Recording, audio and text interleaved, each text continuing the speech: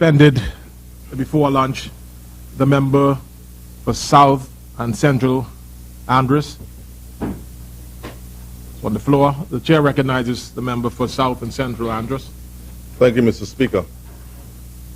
Mr. Speaker, like you acknowledged just moments ago, I stand on behalf of the people of the great constituency of Mangrove Key, South and Central Andros. And just a few days ago, I had a chance to be there, the Minister for Transport and Local Government, Member of Parliament for Southern Shores, where we had a day in the district of Mangrove Key, and I thank him for, I didn't make the trip possible, but I thank him for coming to my community. Thank you, sir. And also during my, I wouldn't say a vacation from this place, while being suspended, I also had a chance to visit the high school at South Andros High School, my alma mater, to be a part of the award ceremony there. And on Monday past, we were at the Bluff, the reopening of the South Andros Library at Money Rock. And I want to thank the Ministry of Education and the Minister of Education publicly for allowing this to happen through the hard-working DS, Mr. Jerome Forbes, and all those involved locally on the ground for making this possible for the students of the South Andros Mangrove Key District. As we look forward to having a Mangrove Key library open pretty shortly, with the assistance once again of the Ministry of Education and the Mangrove Key community, and then moving on to Central Andros. Mr. Speaker, I'll be very brief this afternoon because member for Cat Island, Rumpkins, and Salvador, in my view, followed by my colleague, the member for Angliston, would have made the case very well to the matter that is pressing in this honorable chambers this afternoon, a motion of no confidence in the honorable Speaker. Mr. Speaker, I would take a three-pronged approach in my very brief presentation this afternoon. First, to look at the Bahamas as a player on the international scene. Then look at people and their rights and privileges generally in the Bahamas. And also just to look at women and their role in parliamentary democracies and also, by extension, national development. On this day, and the day of love and forgiveness, one would think about maybe giving up those things that would cause you not to be or inherit the kingdom of God that the member of Bamboo Town would so openly and overtly speak about. I have no problem in doing just so. The member for Pine Ridge mentioned earlier, man of faith, and the member for North Abaco, in a more subtle, I guess, approach, he would do the same. But these are some of the gentlemen we'd have our various discussions about when it comes to the matter of faith. In parliamentary democracy, Mr. Chairman, the Speaker plays a very pivotal role in protecting the rights of all members. He serves as the highest authority in the Honorable House of Assembly. He must remain impartial at all times and should serve as an arbiter in this honorable place. Therefore, he must respect the rights of all members at all times, no matter their status, their standing in the various parties, or their station in life. All are equal in here. He must be dispassionate, and therefore, in my view, the Speaker should seek to be non-confrontational. As a matter of fact, the Speaker should be, in my subjective opinion, overarching and extending an olive branch in his everyday deportment amidst using some amicable resolutionary methods to soften issues that could be or may be contentious, that could lead to some level of acrimony and vitriolic sayings being thrown across the floor. Or maybe things being accorded or sayings being accorded or connoted to members in unfavorable light in this place. I was not given such a protection just a few days ago, Mr. Speaker, but I leave that alone.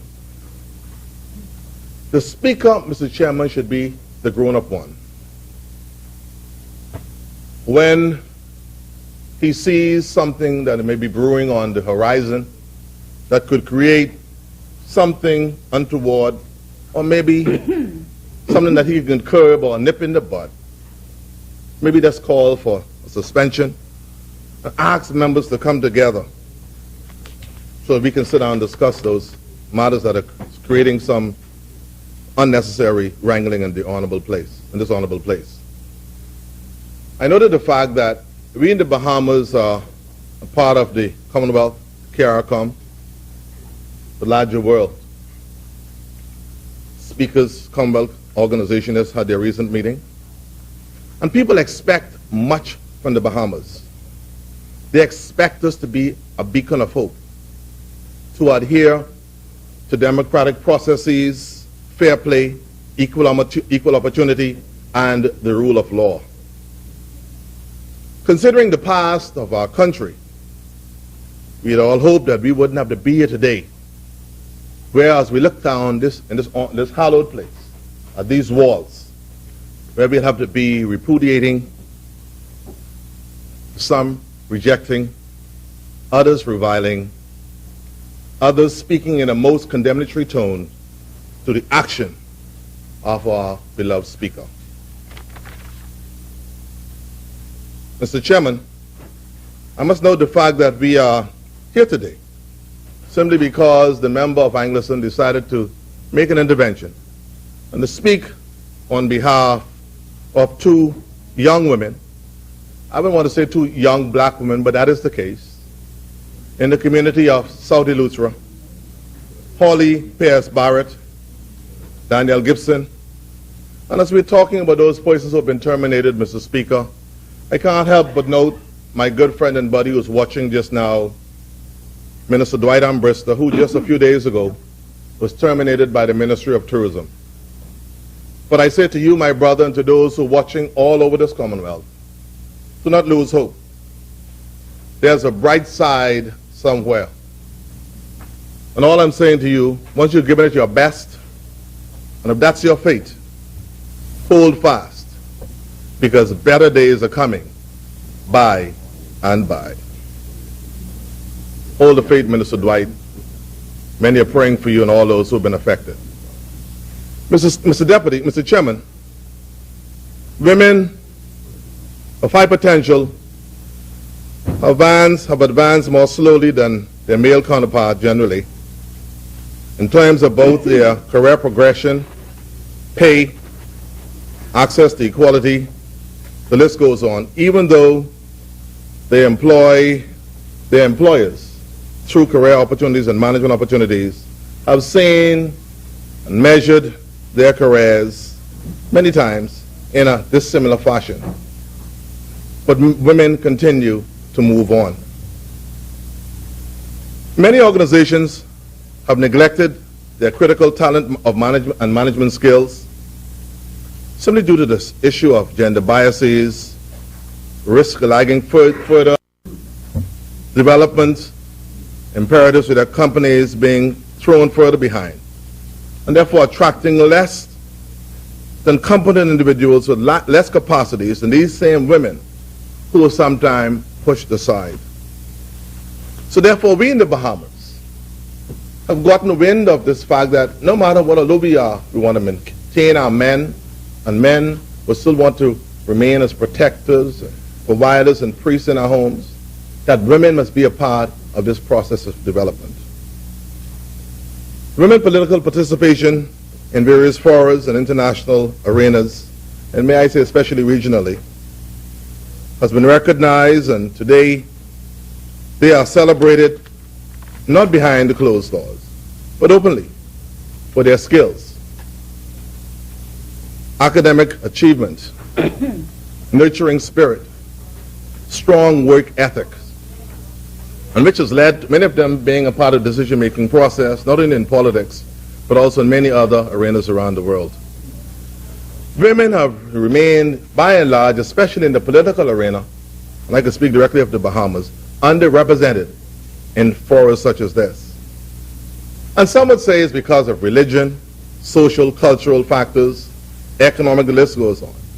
But for whatever reason, that has been the case. So therefore, we can always think about the legacy of Dame Doris, Dame Marguerite, and also Beryl Hannah, Mita Cumberbatch, The list goes on. Many of those who would have given over the years, Janet Bostwick and more contemporary heirs, Dame Ivy, given to our society. So this brings me today, Mr. Speaker, to my colleague who sits just to my immediate right, the member for Angliston. A 21st century woman, a woman who has given much to this country, uncompromising in her views, diligent, a hard worker, and one who cares and loves the Commonwealth of the Bahamas. She brings her passion daily to this honorable place. Her suspension, due to her wanting to have the right to speak truth to power, Mr. Speaker, is a matter that challenges me this afternoon along with my colleagues. Mr. Speaker, the world has evolved, and we in the Bahamas must be a part of the 21st century world.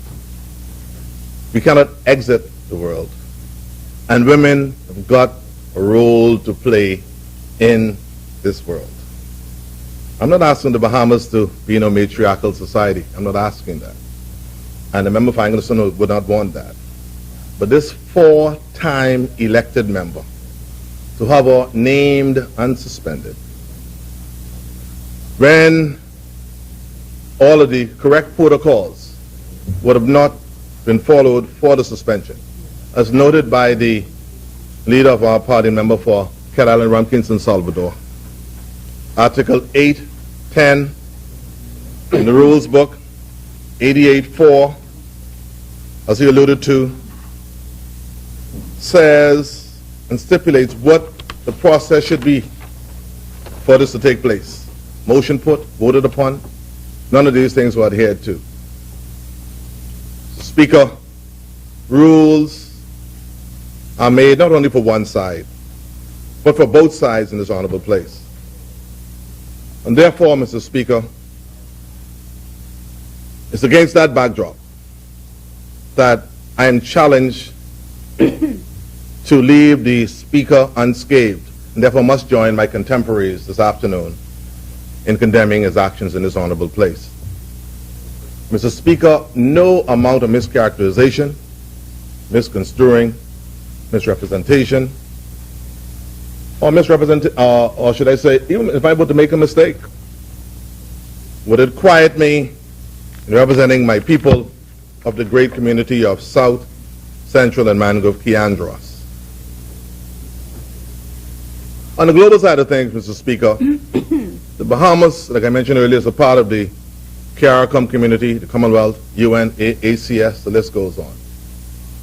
And to have your colleagues who you would have served with at the CARICOM level in particular call and say to you, what is happening in the Bahamas, man?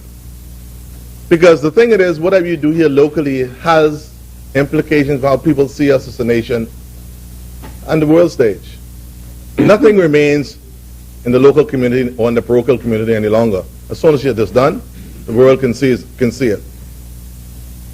So, Mr. Speaker, Mr. Chairman, the issue that I would then quickly look at is that when the Speaker would have made the comment to speak of the CARICOM region about his 38 years of being married to an indigenous Bahamian woman. Mr. Speaker, this is an issue that created a whole lot of concern for me, because if one were to look at what we call an indigenous Bahamian woman, I was in a discussion just the other day, and everyone would say, well, really, none of us really can qualify. But the fact of the matter is, if one would just take a cursory glance and look around this house, or this parliament, and then discuss and look at those who are married to persons who are, if you're a senator or a member of parliament, and your spouse is of Caribbean or international extract, how should you feel this afternoon hearing those words from the Honorable Speaker, and for members opposite and members of the governing side to applaud that effort? And men would have, the fact of the matter is, I would think that we in the Bahamas would want to be a part and proud to be a part of the CARICOM community, and we can speak of us as indigenous Caribbean or Caribbean people. These are some of the same people who came, been a part of our society, to build the contemporary Bahamas. Our regional brothers and sisters would have contributed over the years to the Bahamas that we have now in the 21st century. And so we can go on and think about whose father came from where, whose mother came from where. But, Mr. Speaker, the deputy would speak next, member for Exuma and Ragged Island. I like to use what I call down-home examples. How would that lady who worships at St. Agnes or St. Matthew's, Trinity Methodist, like the gentleman told me the other day, part of the Bahamas Conference of Seventh-day Adventists, whose wife is one of the Caribbean islands, or that Bahamian woman who would have studied in the Caracas region, especially at maybe Mona campus, my alma mater, or maybe at St. Aug, or Cable in Trinidad and Barbados, comes here with her husband to hear those comments.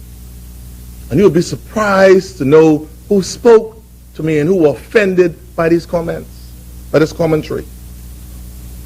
Married to a Jamaican, Trinidadian, Haitian, St. Lucian, Dominican, Cuban, what have you. 67 different nationalities were represented at the International Festival just last year in this Commonwealth of the Bahamas. They are here. They're part of us, contributing to our community. We are what we call a melting pot. These persons have been a part of us in our lodges, in our school, in our educational system, in our law enforcement agencies, in our banking sector. The list goes on. Religious sector, given much.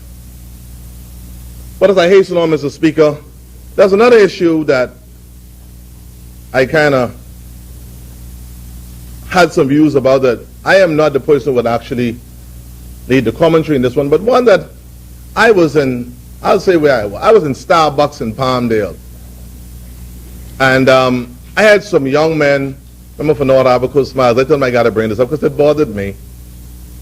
And I was surprised to know how incensed persons were at the speaker's comments when he made the comments about perverted individuals.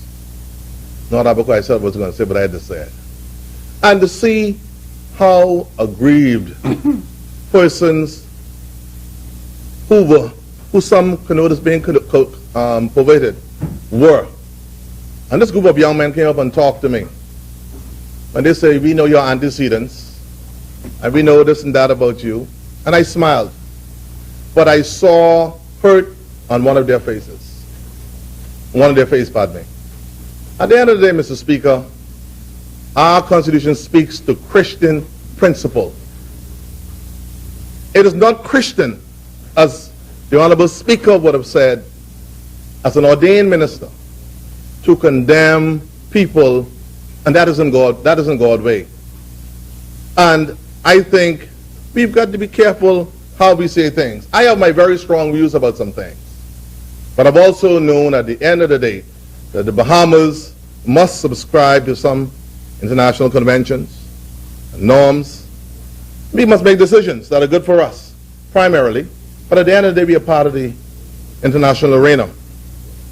So therefore, I guess with him getting the resounding applause and everyone knocking on the desk the way they did in this very homophobic society, that all on the governing side are all good, non-perverted individuals, all who have done well and who have kept themselves above reproach. So all I'm saying is that many of us, Mr. Speaker, as we descend on this issue and speak on this issue this afternoon, and talking about indigenous and who is perverted and what have you, none of us are Caribs or Arawaks. And I think it was Calaginos or whatever it is. I did history some years ago, was it? Calaginos, we call it, years ago. But the fact of the matter is, here we are this afternoon.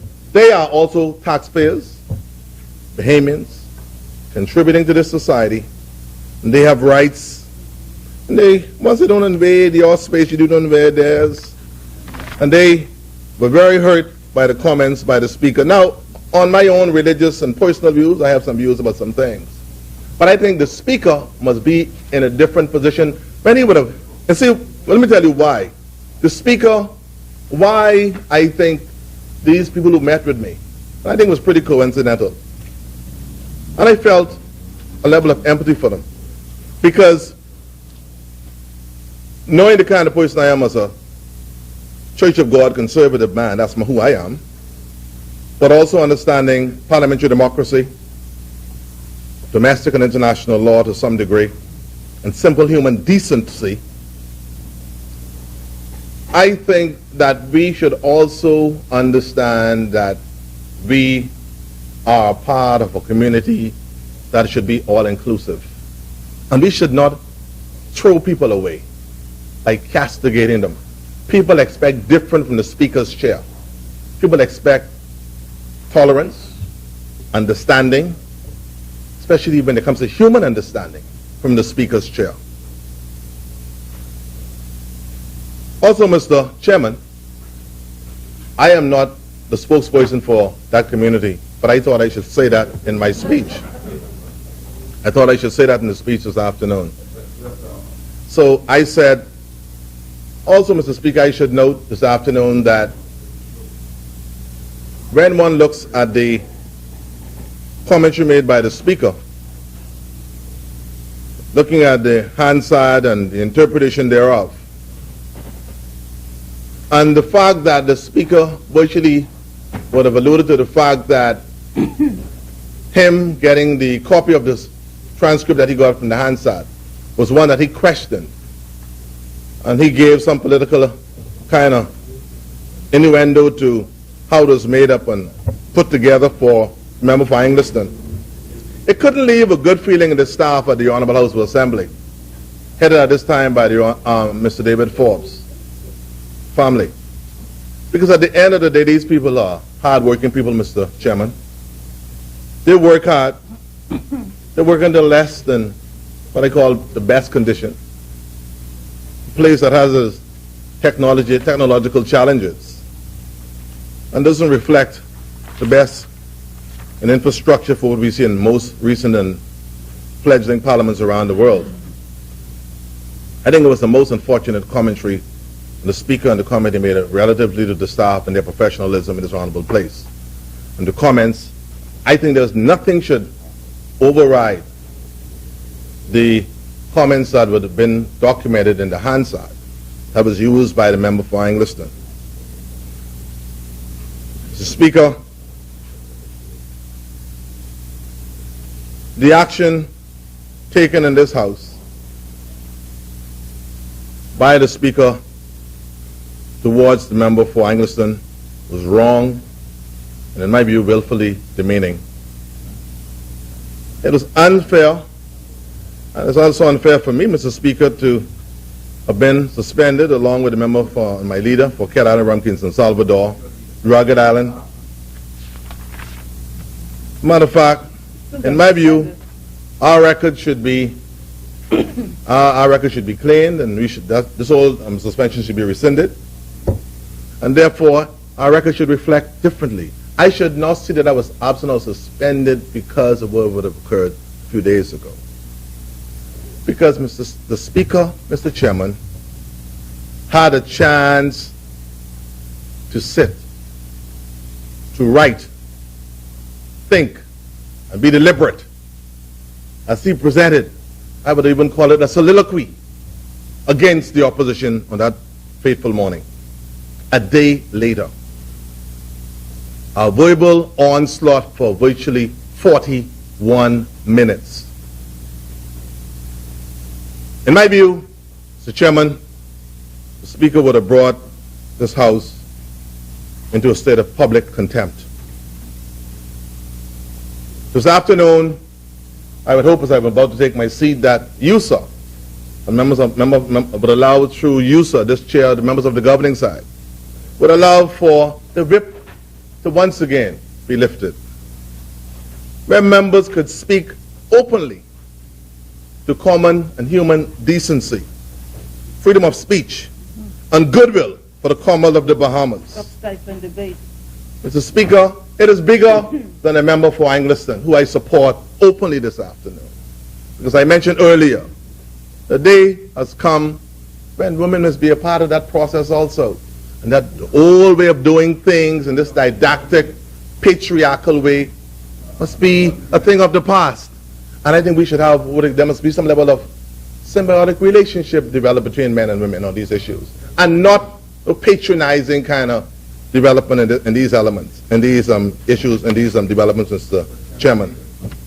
All I'm saying, Mr. Chairman, it's unfortunate that we are here today.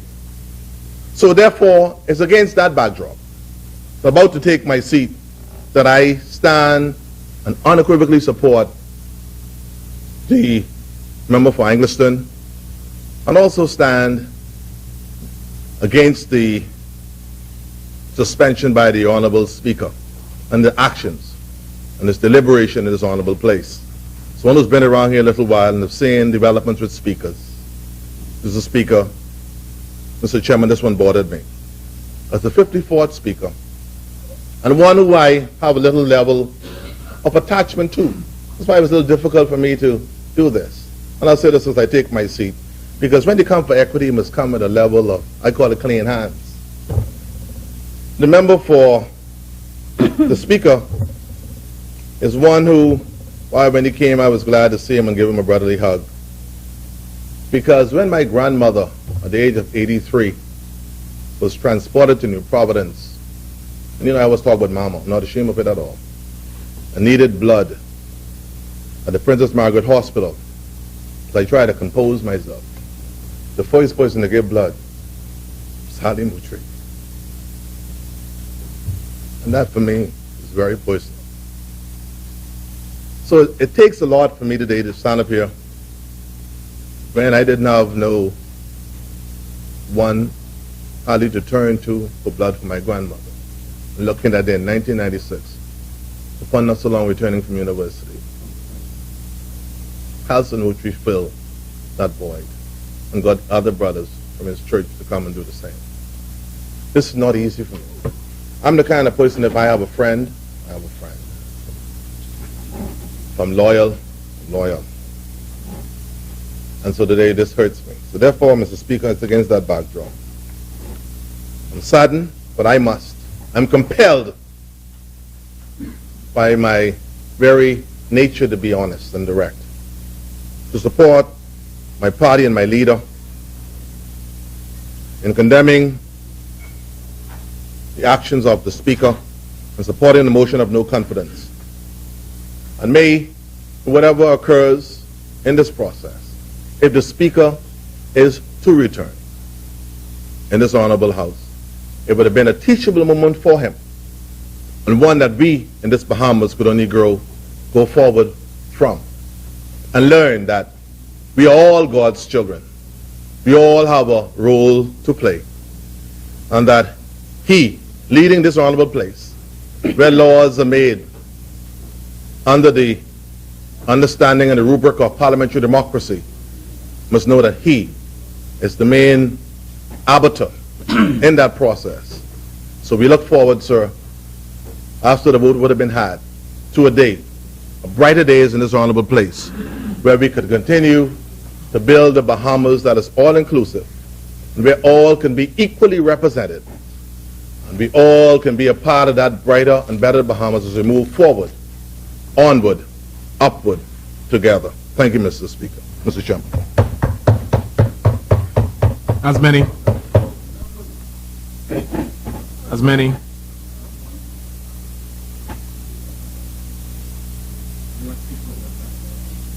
many. Chair recognizes the member for West Grand Bahama and Bimini.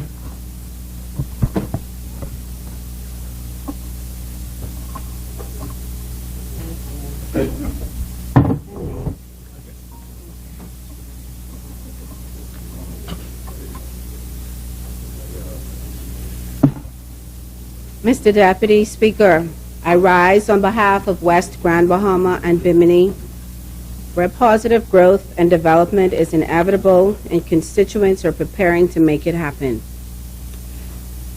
Firstly, I take this opportunity to commend the Prime Minister for beginning the process of revitalizing West Grand Bahama and, by extension, the road to recovery for Grand Bahama as we brace for planned development announced earlier. Mr. Deputy Speaker, I address this chamber today with mixed emotions, stemming from the realities of where we are today as a country and as a parliament, pondering on whether or not we are truly aware of just how serious the responsibility which we hold really is. Some are, Mr. Deputy Speaker, and some are seemingly not. Mr. Deputy Speaker, the Bahamian people are tired, mainly of politicians who continue to spend large portions of time spitting acid, rather than speaking life into our citizens, both young and old, men and women, saved and unsaved. You see, Mr. Deputy Speaker, we are all the potter's clay, in need of smoothing and molding. No one person is without a cross to bear, a habit to break, an adjustment to take place, or peace to be offered. Imperfect beings we are, but amidst all that we do, truth must not be ignored, and authority, when it is carried out in a right and just manner, defied. Today, as a member of this honorable House, being of sound mind and body, I wish to express that West Grand Bahama and Bimini has every confidence in the Speaker of this House and the authority which he holds. In the last few days, Mr. Deputy Speaker, much has been discussed regarding action taken from that chair more than a week ago and subsequent communication by the Speaker. Both were inundated with mixed reviews and heated public debate. As we are more than aware, Mr. Deputy Speaker, such debate and reaction from our citizens comes with the territory, whether good or bad, we are made to absorb it. As public servants, Mr. Deputy Speaker, we are under the microscope. It's a harsh reality. Some may say that we chose this life, but perhaps the life just chose us. Only God knows why each and every one of us in this house are sitting where we are today. Whatever the reason, we are here. Shifting gears, Mr. Deputy Speaker, while opinions were given and arguments made regarding the recent stance taken by the Speaker, lost in it all, I believe, was one unanswered question. According to the rules of this House, this book which we are made to follow, when the first suspension took place, was the Speaker guided by it? The answer is yes. Mr. Deputy Speaker, had there been the simple acceptance of authority carried out justly and a respect of that chair, today we would have been further ahead in conducting the business of the people, but here we are, addressing another issue that escalated because of one decision that was carried out in the right manner and was met with a pushback. What is the gain? And if there is one, is it really worth it? Our behavior in this place, Mr. Deputy Speaker, contributes to the behavior outside of it. What we sow in here, we will reap out there. Mr. Deputy Speaker, the Speaker is not the problem. Gutter politics is. Luckily, Mr. Deputy Speaker, the Bahamian people are stronger and wiser and will no longer settle for it from any side. Notwithstanding growing pains for all of us, including the Speaker, it's not that West Grand Bahama and Bimini, or for that matter the rest of us, can't go contrary to the rules and regulation. But in the name of country and our children, some of us choose to rise above it. Truthfully, Mr. Deputy Speaker, factual media communication will display that very rarely has members of this governing party initiated verbal grenades. It does not make us soft. It makes us sensible.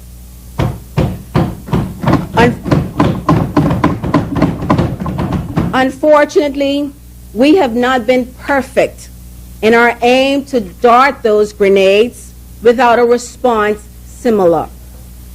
If only we would be so mindful of the golden rule, would this house, our community, and our country be a better place? I certainly think so. Mr. Deputy Speaker, freedom of speech carried out irresponsibly is no better than driving while intoxicated. Both can cause devastation. Mr. Deputy Speaker, we must choose love over war in many instances, respect over disrespect, hugs rather than harm. We must choose just and right authority, lest we risk inciting anarchy. Mr. Deputy Speaker, West Grand Bahama and Bimini has every confidence in the Speaker, human as he is. And I call on every single person in the Commonwealth of the Bahamas who believe in decency and order and a vision for a better Bahamas to start today by ensuring one thing, that respect of authority takes place, just and right authority. It's good for our souls and the right medicine for our ills. Mr. Deputy Speaker, you know, I note the belief by the member for Angliston that the women of the governing party may have let down women regarding the recent turn of events. While I respect the views, I want women of this entire Commonwealth to know that our voice in here is your voice. Our experiences are your experiences, whether red or gold. But amidst it all, we are all women, continuously finding our voices amidst a society that sometimes wishes for us to go against each other and invoke rivalry. Let's not allow them to. By agreeing that each and every one of us has a role to play, and that directed by God, we must obey, whether with fault or flawless. Let's recognize that learning is a lifelong process as we all aspire to lead better lives. Mr. Deputy Speaker, West Grand Bahama and Bimini, as we have done before, support the Speaker. Thank you very much. Thank you, West Grand Bahama and Bimini. As many.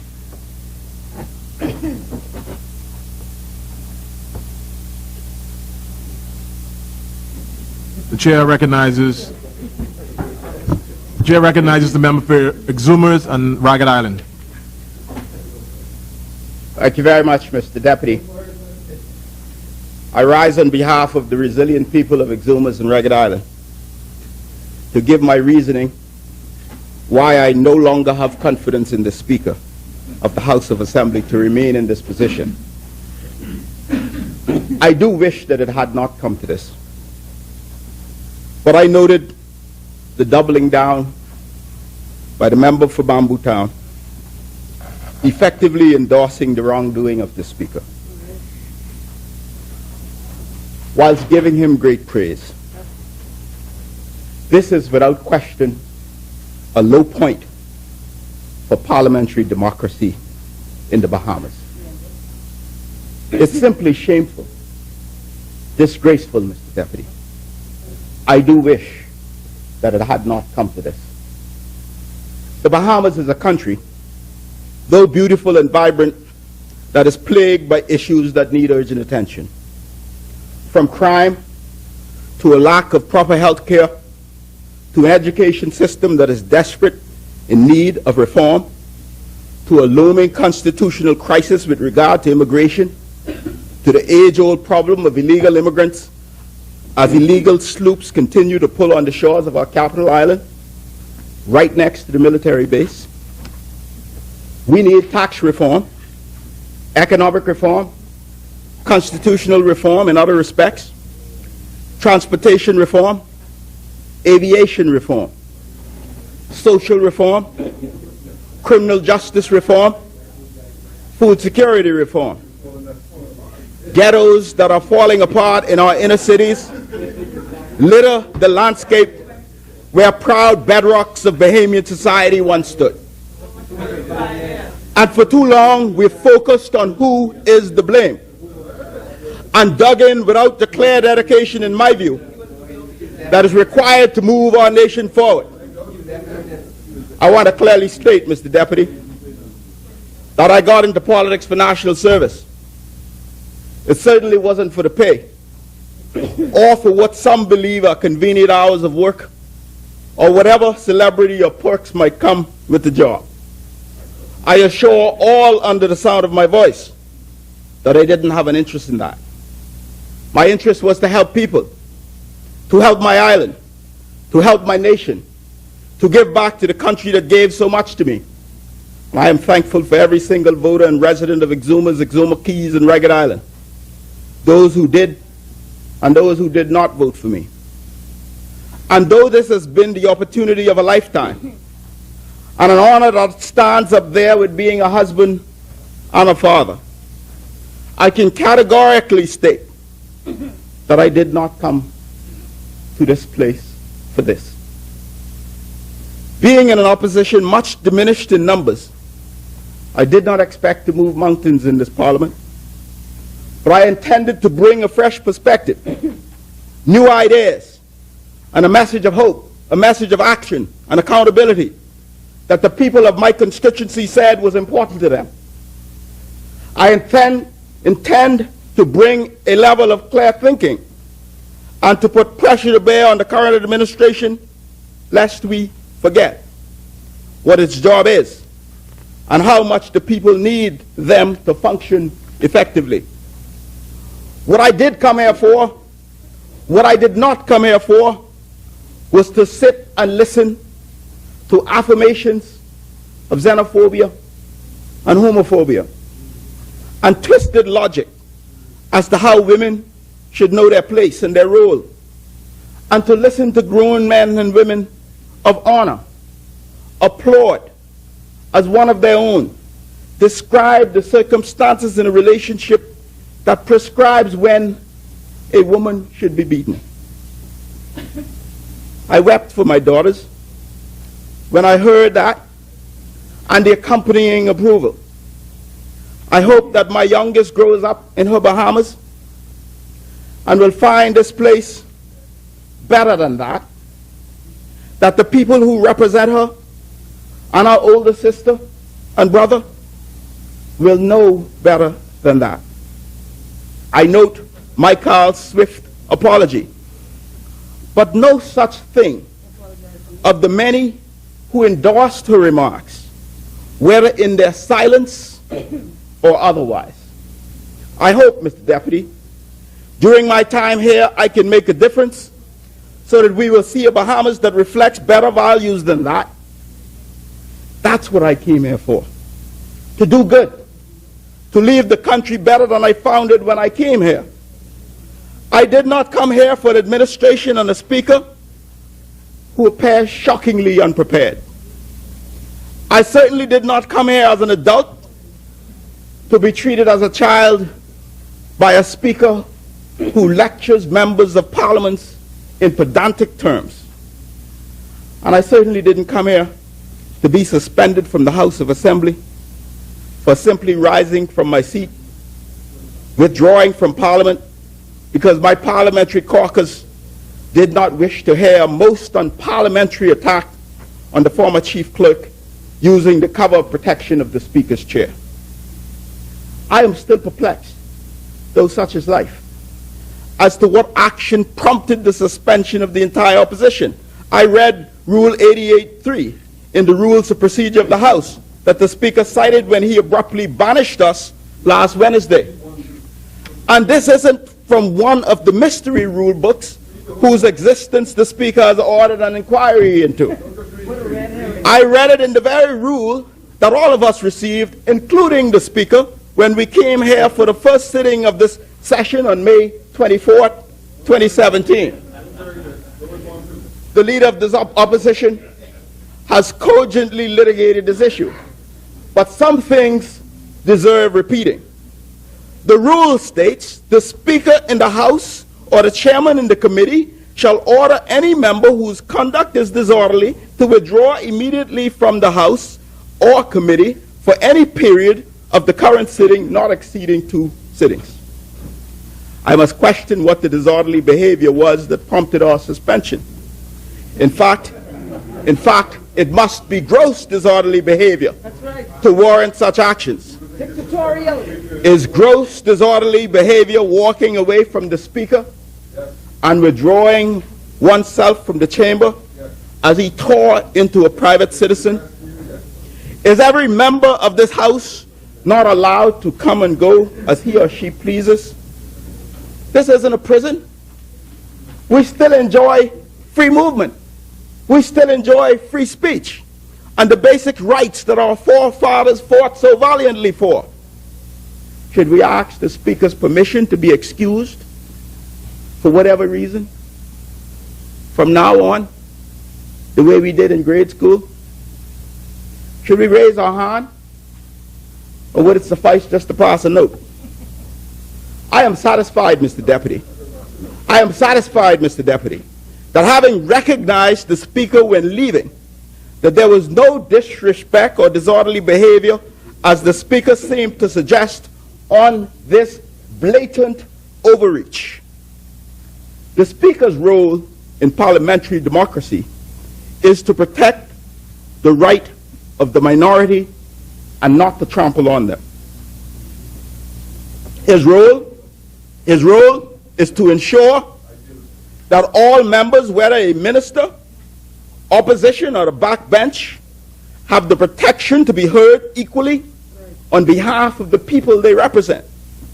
His role as Speaker is to protect the democratic premise that the majority rules, but the minority must be heard. The Speaker must be an impartial referee, and on his election, a Speaker dropped his party flag and devote himself to the ideal of impartiality of the chair.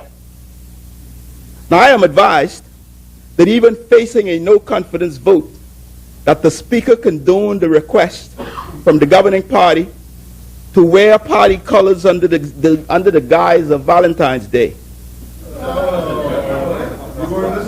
He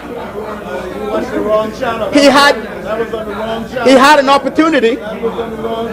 He had an opportunity just Monday to demonstrate his capacity to be impartial and protect the sanctity of this place, yet he did not. I am happy, Mr. Deputy. I am happy that common sense prevailed, and that did not happen. I also remind members opposite that this is also Ash Wednesday, the first day of Lent, a period of self-restraint, sobriety, repentance, prayer, and self-control.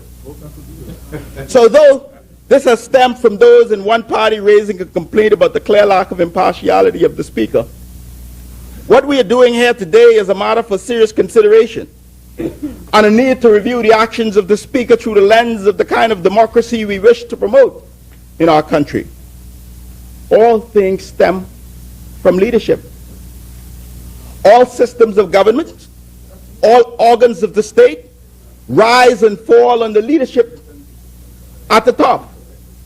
Mr. Deputy, the world is watching, including the billionaire investors we hope to attract to our shores. The world is watching and passing judgment on our civility as a parliament and as a people. In any other civilized democracy, Mr. Deputy, this speaker would be gone long before a vote of no confidence is brought.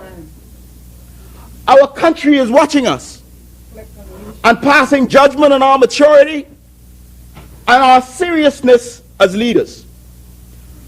Our children are watching us and passing judgment on our tolerance for intolerance. Within this debate, I hope that given the nature of the infractions and the contents of the character of many on the other side, who I know well, some for a rather long time, I hope that I can expect that they will not be constrained by their political whip, and they will vote their conscience and take seriously that which we say, and the fact that this vote helps to shape their legacy and what they are prepared to accept and who they are and what they are to stand for as leaders. And Mr. Deputy, it has not escaped me that I have been referred to as a sympathizer. I want the record to reflect that I am an unrepentant sympathizer for democracy. This nation cannot function without a strong democracy. And if the nonsense which took place in this House over the last week or two is any indicator, we still have a long way to go to political maturity. In any event, Mr. Deputy, with the remaining time I have during this debate, let me explain why I believe the Speaker should be removed. According to Erskine May's Rules on Parliamentary Procedure, the key feature of the role of a Speaker in a Commonwealth Parliament is impartiality. And at least while holding the post during a parliamentary term, he or she is expected to be nonpartisan in their actions. Though the Speaker would probably be a member of a political party, he or she should not distinguish between government and opposition members in making decisions. And that's a quote from Erskine May's. This Speaker has proven anything but impartial, and he is unfit to facilitate the business of this House. The Speaker has shown this by engaging in a senseless, xenophobic attack by comparing he has sought to cast his marriage, though no one under the sun asked him to detail his personal business, as some sort of bellwether for a healthy relationship. It was absolutely ridiculous, Mr. Deputy. Ludicrous. The Speaker saw fit to launch from his chair a homophobic, unparliamentary attack. No one is interested in his sexuality or how he views the sexual proclivities of others. Again, no one asked him, and no one cares. And even if it was the subject of a debate in this Parliament, how is it that the Speaker's role is to inject himself and his views that anyone's personal life, especially from the chair, is the business of this Parliament? I condemn these xenophobic and homophobic slurs in the strongest possible terms. The Speaker has used his chair to publicly attack civil servants amongst his staff who are unable to defend themselves, just about all of whom served this place long before he arrived. He also used his chair to attack the retired chief clerk of the House, now a private citizen. And that man's crime was free speech. Free speech, Mr. Deputy. Daring to point out in a letter to the Fourth Estate that the Speaker had not followed proper procedure in suspending the member for Eggleston. Free speech, Mr. Deputy. Free speech. Something evident from the monumental waste of time that occurred in this place last Wednesday. This is a travesty. And as I indicated earlier, the Speaker erred in applying Rule 88.3 and Rule 88.4. In the case of 88.3, the Speaker was acknowledged when we left the floor of the House, and he ordered us to withdraw. But we were leaving already, on our own accord. This act was most undemocratic, and it violated our rights as duly elected members of Parliament. The Speaker also erred. He was in error in application of 88.4 by not properly suspending the member for Eggleston when he named her, and by not immediately having a motion put to Parliament. He further broke the rules by allowing debate, extensive debate, I might add, on the motion to suspend. Very unusual. That never happened. He broke the rules of decency and democracy by allowing debate on the credit reporting bill to proceed through the passage, having willfully suppressed the official opposition, leaving an open question as to if that legislation was legally passed. The government should hope that no one challenges the constitutionality of that act before the courts when it comes into effect. It would be interesting to see what the outcome of that action would be upon suppression of the opposition. The larger question is this, Mr. Speaker. The larger question is this. How can a speaker who does not understand the rules effectively carry them out? And I might add that it is a fair question to ask if the Speaker, being a trained legal counsel and attorney as he claims, was indeed ignorant of the rules he broke, or if he willfully disregarded them. Either way, Mr. Deputy, this will not do. To further demonstrate the Speaker's disregard for the rules of this Parliament last Wednesday, the Speaker would not acknowledge the member for Cat Island, Rumpke, and San Salvador, the leader of the official opposition, Mr. Deputy, when he attempted to address the House to explain where the Speaker erred regarding Rule 88.4, even though it was an appropriate time to do so, in my view. You're right. This was a transparently unconstitutional attack on freedom of speech of this House. The Speaker, in his failing to protect members inside and outside this House, has himself struck at the foundation of our democracy in a most shameful manner. Shameful, Mr. Deputy.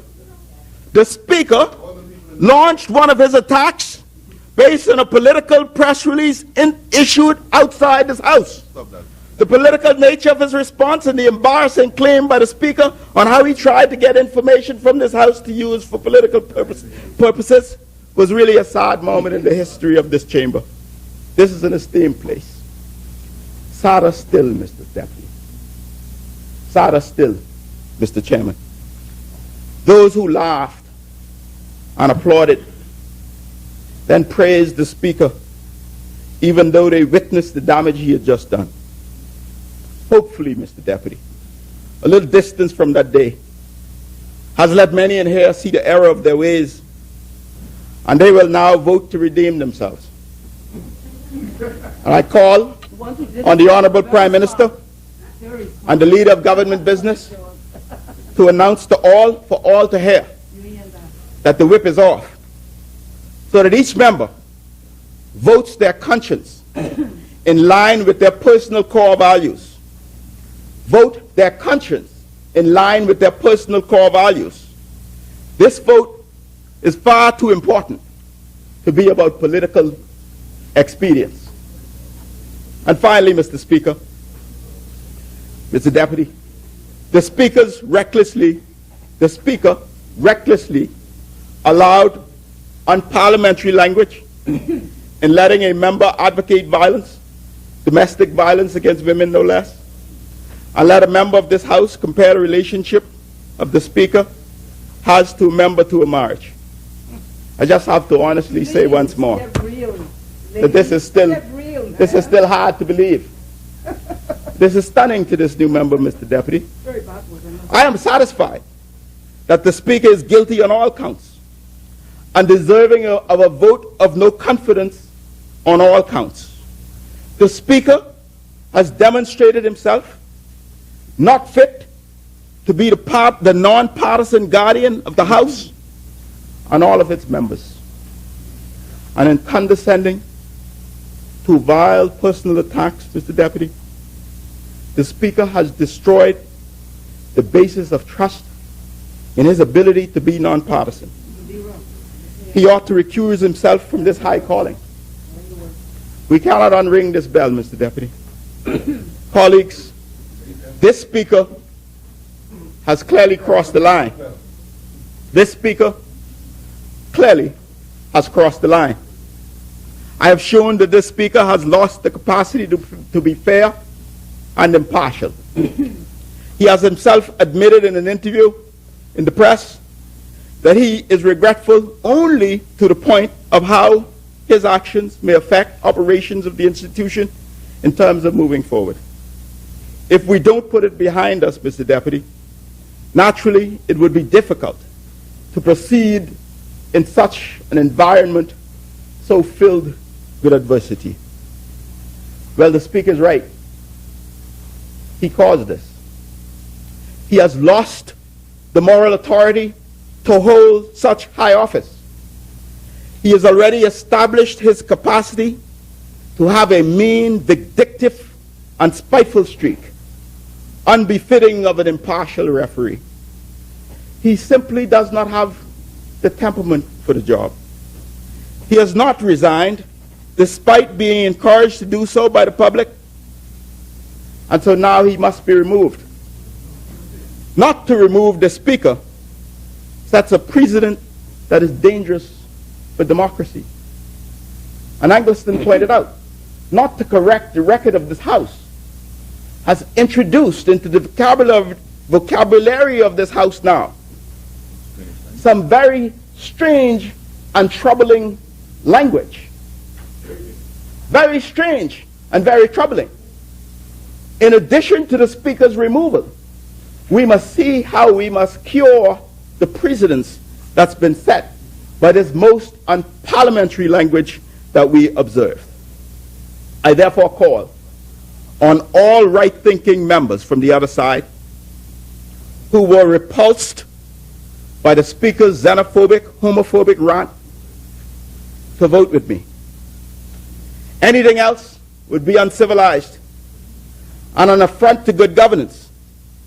I call on the members opposite to search your conscience beyond the bounds of your political affiliation. Consider the message that you will send to your spouse, your children, and those who would seek to build something even stronger than we have now into the coming years.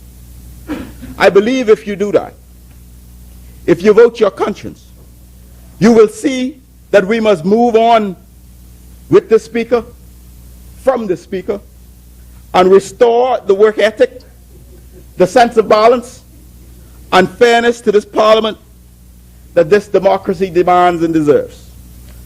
And hopefully, Mr. Deputy, we can return to doing that which we were sent here to do. Each of us sent here to do the people's business. Now, notwithstanding the gamesmanship of the leader of government business early in this place, Mr. Deputy, notwithstanding the redundant amendments to an already clear motion, the public has no confidence in the Speaker. Exuma and Ragged Island has no confidence in the Speaker. This member has no confidence in the Speaker. The Speaker must apologize. He must apologize because it's the decent human thing to do. He must be removed because it's the right thing to do. Thank you, Mr. Speaker. As many, the chair recognizes the member for Carmichael.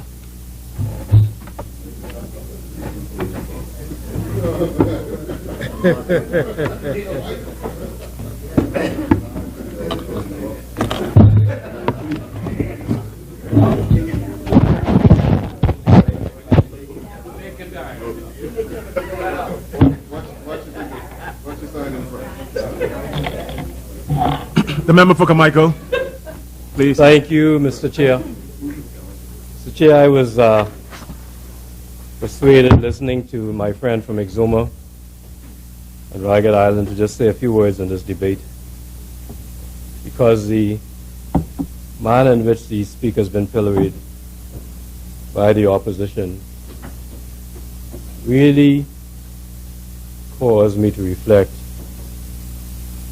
on the reasons for this debate. Mr. Speaker, as you all are aware, today is both Valentine's Day and Ash Wednesday. And Valentine's Day, special time, and so is Ash Wednesday. Mr. Speaker, both of those days give us the opportunity to reflect, think why we are here, why members opposite are there where they are. See, Mr. Speaker, before I came here this time, before Exuma came here this time, and before members opposite suddenly got religion, respected Speaker, members in this House were subjected to the most derogatory terms, the nastiest names,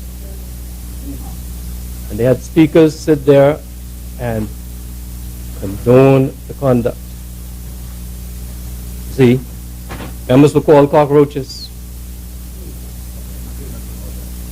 No, I never heard it, didn't hear it said today. The vilest names. Stamp you out. The judiciary of the country was insulted time and time again. Judges in the Supreme Court. Leader of the opposition forcefully evicted. And all of you have seen the video on the internet. Police officers coming at him. And another member having to say, don't touch him. This is what our country was subjected to. This is what this parliament was subjected to. Speaker, we are different. And the reason we are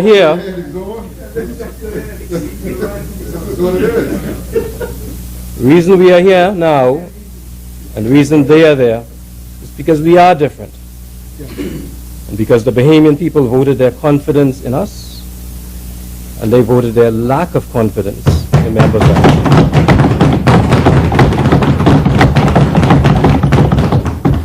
Speaker, I smiled when this debate came up because I was sharing with the Prime Minister, my colleagues, how bold our Speaker is and how much he's given and served in his service.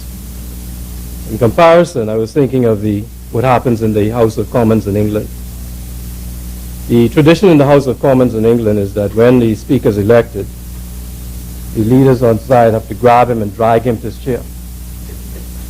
That comes out of an old English tradition where when the House passed laws, the Speaker had to communicate it to the monarch.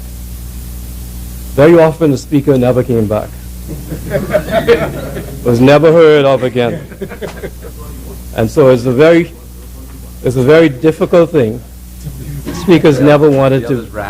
They had to elect a new speaker. Yep. And of course, the new speaker never wanted to be elected, never wanted to hold that post. And so those speakers had to be dragged up to sit where you are sitting now, sir. I was impressed that our speaker boldly took the stand that he took. And when he was elected, these are some of the things he said. And I quote, approximately 288 years ago, on 29 September 1729, this institution held its first meeting, and John Colebrook was elected Speaker of the House of Assembly. This commenced an unbroken line of distinguished persons to occupy this office, each one having left their mark on the institution. And then he went on to say, I assure you that I will aim high in my endeavors to ensure that the level of decorum, respect, dignity, and fidelity that has become the hallmark of this honorable house is maintained and where possible enhanced. Mr. Chairman, that's what he's done. He's maintained the dignity, the respect, and the fidelity of this house, which have become hallmarks over 288 years in this parliament. Speaker, members opposite had so much to say. And as they were talking, I thought back to 9 years ago. I believe it was June 3rd, 2009. And the member for Angliston has the distinction of being the only one here in this house now who has been named twice. Twice.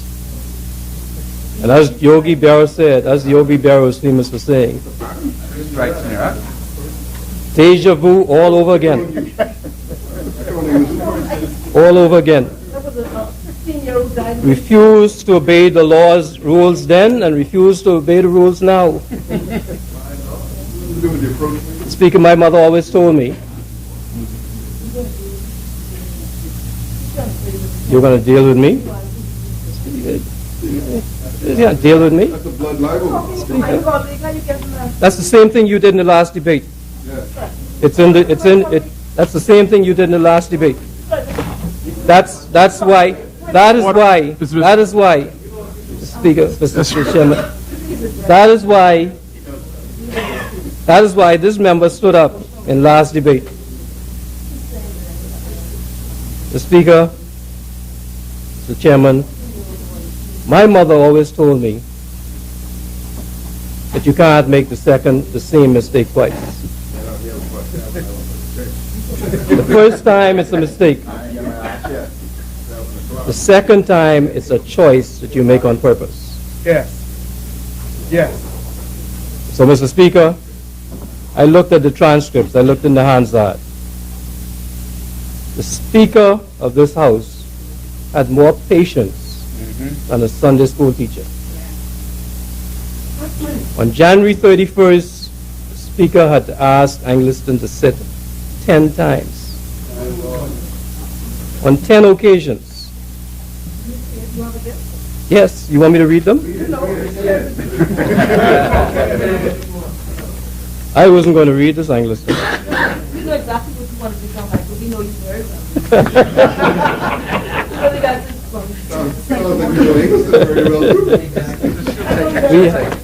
Angliston and I are born one day apart. You'll accept. So you said you know me very well. You know each other very well.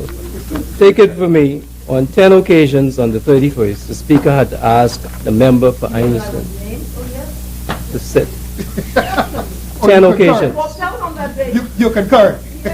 You walked out. You walked out on that day. 10 different times. Speaker, that's the senior member of this parliament.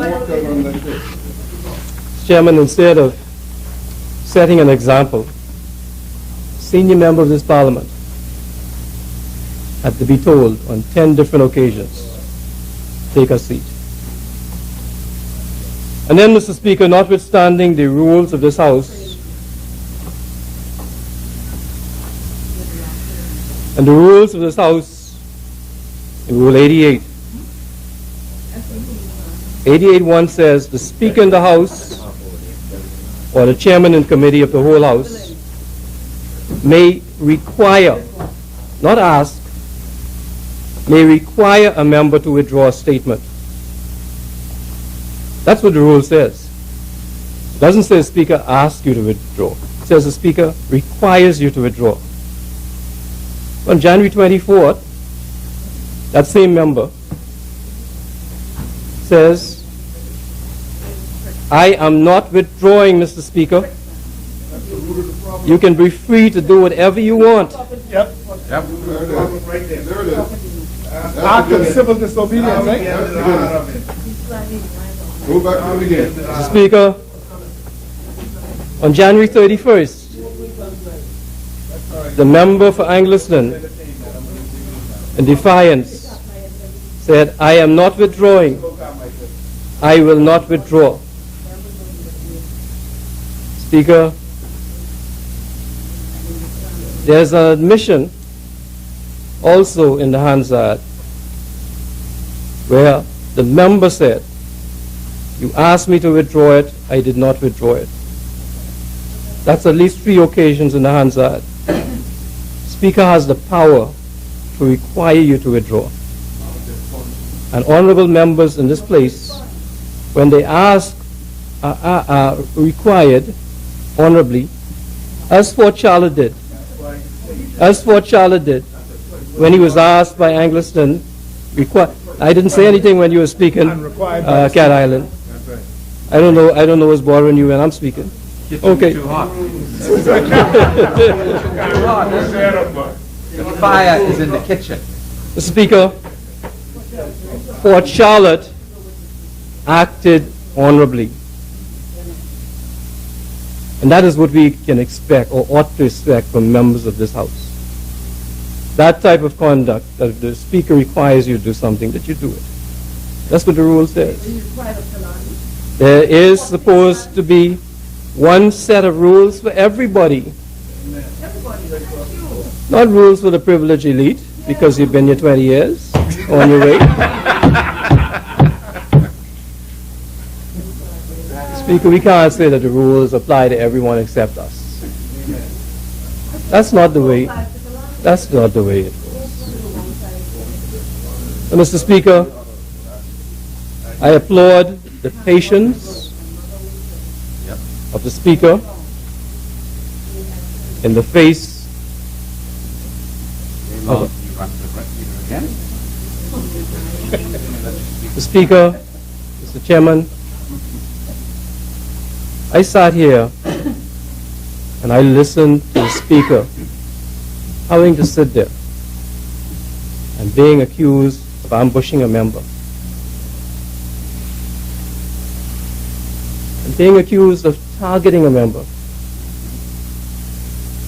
That is conduct most unbecoming in this Parliament, Mr. Speaker. That is not the type of conduct that we should have from any member. And that is the type of conduct that has led to what we are dealing with now. Speaker, I'm going to close by reminding members what Pastor Wells said this morning. And I quote, he said, love one another. Yes.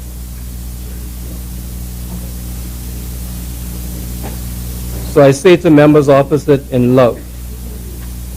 I'm going to say to all of you in love. Order. Y'all, please, for Charlotte Angliston. Please. I say to all of you in love. Today is Ash Wednesday.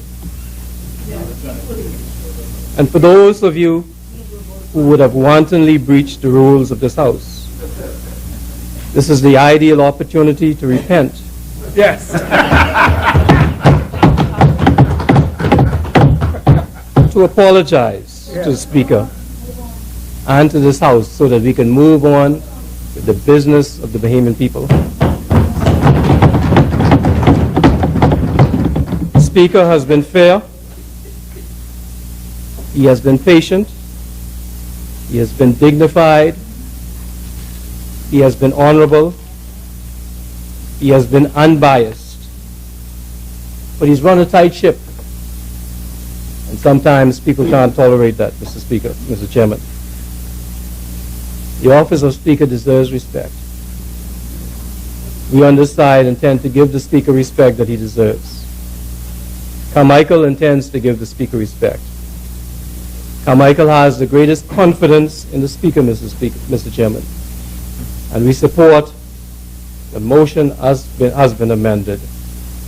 Carmichael supports the Speaker. Thank you. Thank you, Carmichael. As many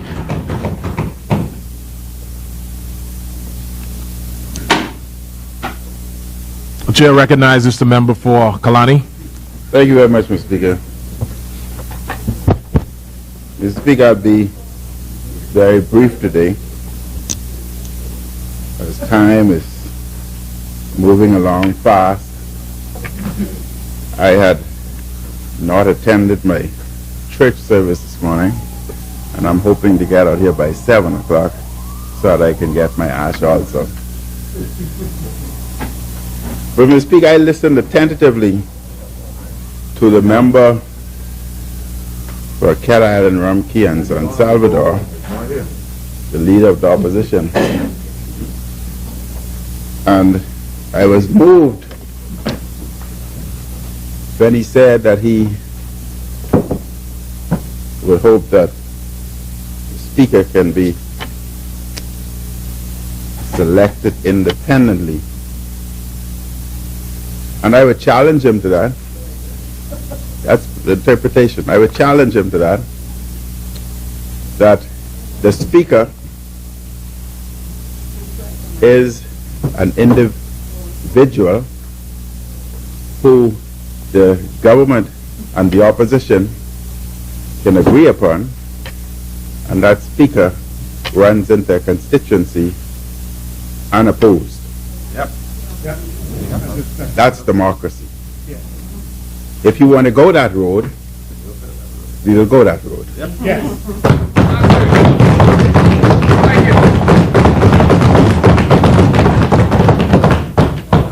And we await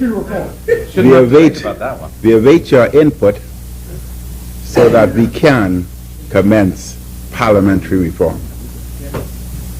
Mr. Speaker, the House of Assembly is one of the oldest institutions in our Bahamas. It is at the center of our parliamentary democracy, and it has seen many challenges over the nearly 3 centuries of its existence. It has always been an adversarial arena, and our modern Constitution recognizes that fact. It provides for the functioning of a government and for an opposition to be represented here. But the traditions and the rules of Parliament demand that, however heated and intense our disagreements may be at any time, there should always be good order and standard civility. It is the role of the Speaker to ensure that the rules are observed, that fairness and a level of civility are maintained. But it is also the duty of each and every member of Parliament to respect the authority of the chair. Yes.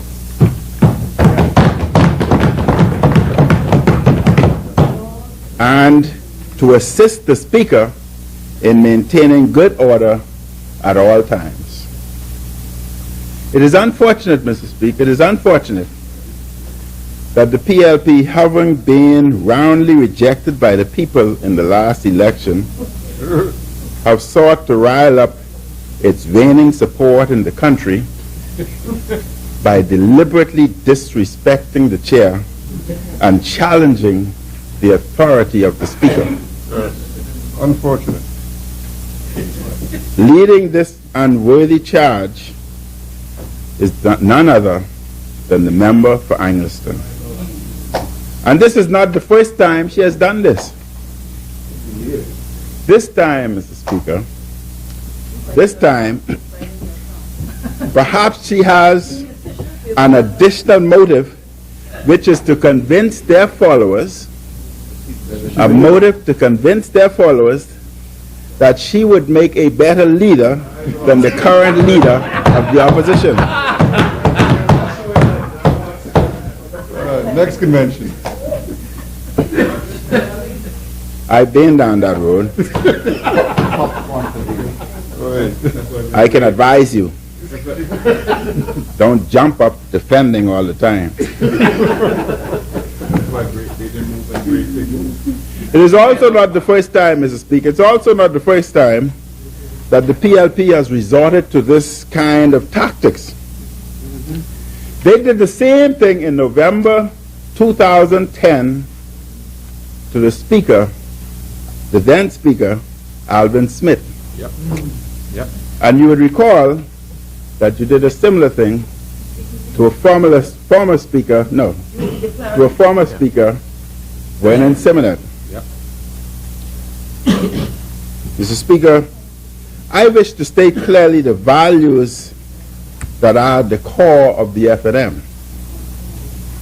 I stated these values when I spoke at the installation of the new executives of the Torchbearers Youth Association just last week, Saturday. I stated that the FNM torch represents many things, but primarily the torch represents the values and aspirations of our party. It represents a commitment to the promotion of political and economic freedom. It represents equality, justice, and opportunity. Equally important, Mr. Speaker, the torch is a beacon, a great light, which beckons all Bahamians to the big tent we aspire to be. The FNM is a political home that welcomes all those who serve the cause of one Bahamas, united in love and service across our Commonwealth. This is what the founders had in mind when they chose as the party's motto, all together. Within our party, we do not create nor abide false distinctions about who is a Bahamian. We are the party committed to the equality of all, no matter the country or circumstance of one's birth or one's religious creed. We are a party that champions racial equality and is committed to a multiracial society.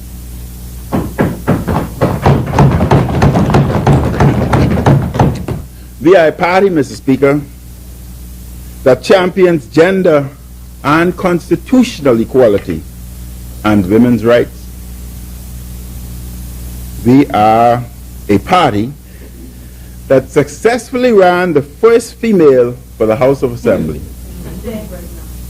We are an intergenerational party that respects the legacy and struggle of those freedom fighters who have passed on to us a torch that must be reignited and sustained in each generation. At the very birth of our party, we formed the Torchbearers to give voice to the aspirations and energy of young Bahamians. We were the first major party in the country to create a youth organization.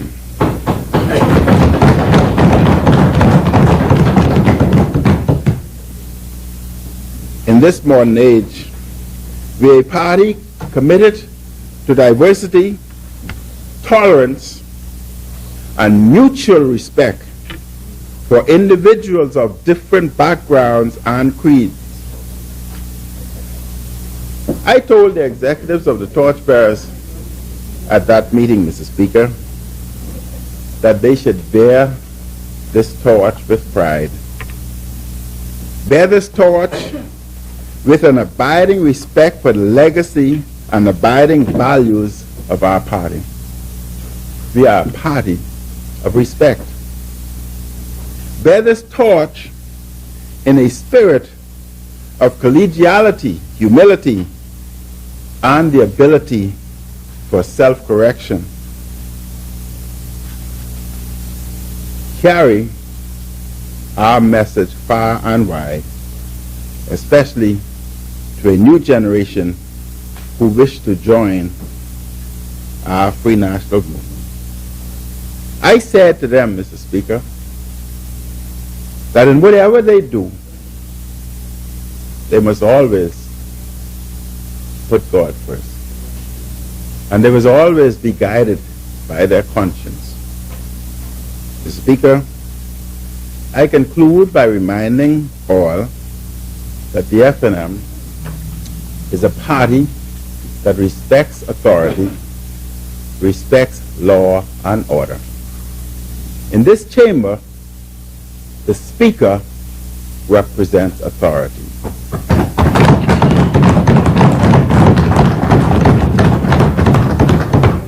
And the Speaker deserves such respect. I want to remind the member who is a lawyer that in the court of law, the judge is the authority in such situations. That authority must likewise be respected.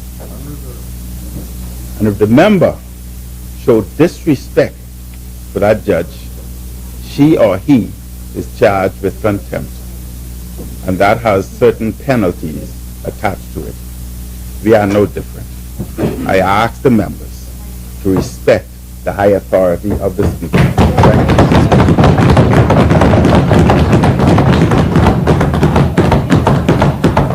As many.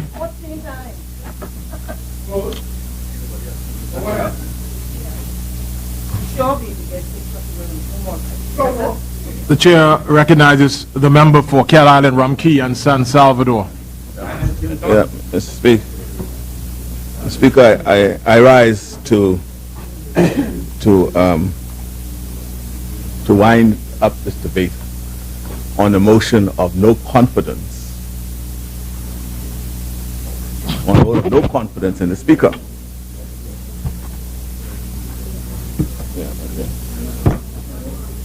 Mr. Speaker, what amended motion? The amended.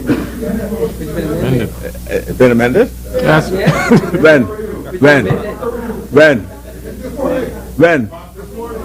When? Check the record. When was the vote put? When was the vote put? When was the vote put?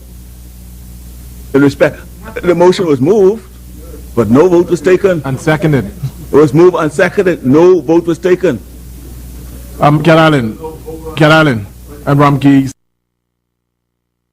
speak on the amended motion. I rise to speak. Moved by Bamboo Town. No. Cat Island, the motion was carried and seconded. When was it carried? It was No Bamboo Town. Vote was taken. Moved and seconded. Was there any vote taken, Mr. Chairman? There's no need for any vote. The motion is on the floor. Speaker, well, I'm guided. Well, Speaker, let me first of all. the motion. Order, please. Order. Okay. Order. Mr. Speaker, Cat Island Rumkey, so I just want to be clear, Yes, Mr. Speaker. because I see Bamboo Town getting ready to stand. What are you speaking on, sir? Speaker, I'm speaking on my motion. I heard the member move an amendment to my motion. I heard that. Yes. I did not, the motion was not put. And in any event, this don't speak to my motion. Huh? He made an amendment and was seconded. Speaker, might I invite you, Mr. Chair, Yes. to look at the amendment and look at my motion and then tell me whether this speaks to my motion. I invite you to do that, sir. No. I invite you to do that. Cat Island Rumkey. The motion, the initial motion Mr. Speaker, was moved and 1 second, Cat Island. One second. The motion was moved by yourself yeah, and seconded by Angliston. yeah, and that was being debated. There was no vote. An amendment was moved by Bamboo Town and seconded by Pinewood. And the debate ensued following, Mr. Speaker. Well, I'm sorry, Cat Island. Speaker, if that is what the view of the chair is, I then invite you to look at my motion. Yes, I've seen. I wish you to join with me with the motion that is in the House, in the... Yes, you read it earlier. No, sir. Yes, sir. Huh? That's it. No, Mr.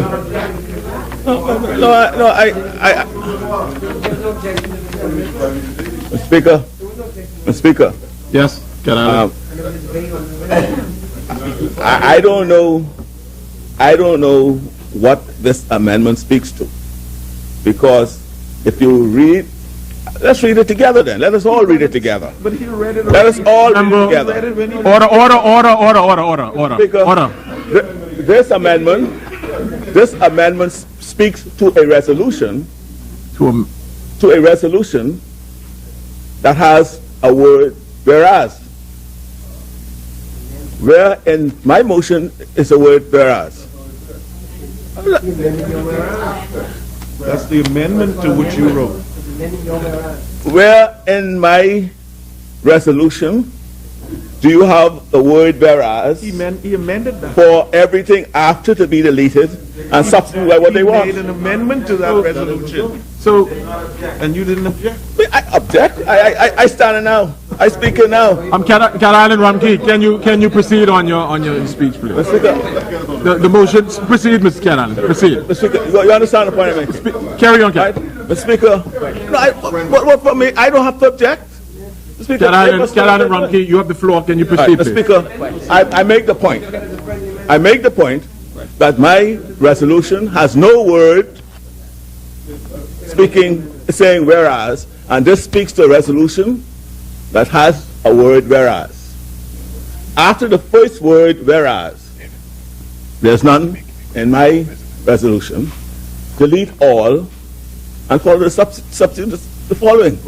Just don't apply, huh? Not to my motion. I'm a speaker.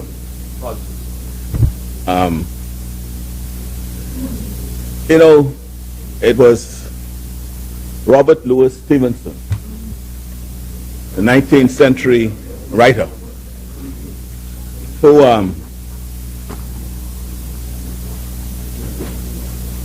who wrote something, sooner or later, everybody sits down to a banquet of consequences. Sooner or later. You know what, Mr. Speaker? It says everyone, but few of us may have the means to keep ahead of those consequences. But most of us don't. Mr. Speaker, adverse consequences are often are oftentimes linked to the words of our mouths. Adverse consequences oftentimes linked to the words that come out of our mouths. Choices. We have the power to choose, Mr. Speaker. We choose what we may say, what we may do. You know, for example, the Speaker chose to deliberately sit and write the pages that statement contained, but wrote sufficiently. He spent, so it was deliberate. It took 40 minutes to deliver the dissertation. That was his choice. You know, and sometimes we ought to ensure that our choices should be hinged on wisdom. You know, when I say wisdom, I'm talking about wisdom with a capital W.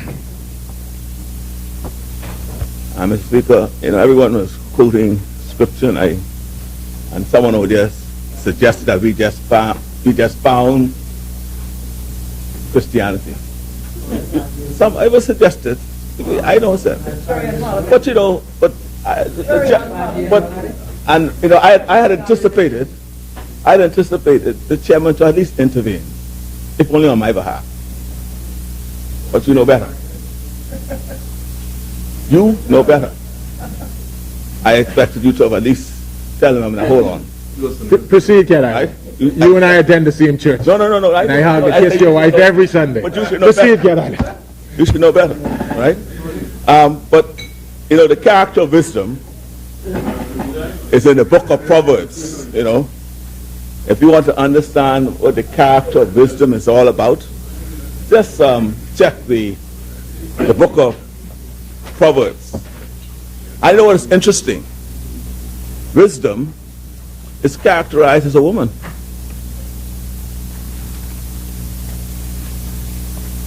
Where you'll find wisdom as a woman. And so some of the quotes you'll find about wisdom in that book. The wise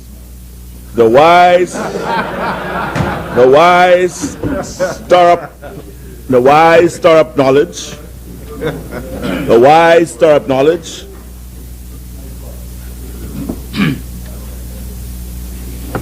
The mouth of the fool hastens destruction.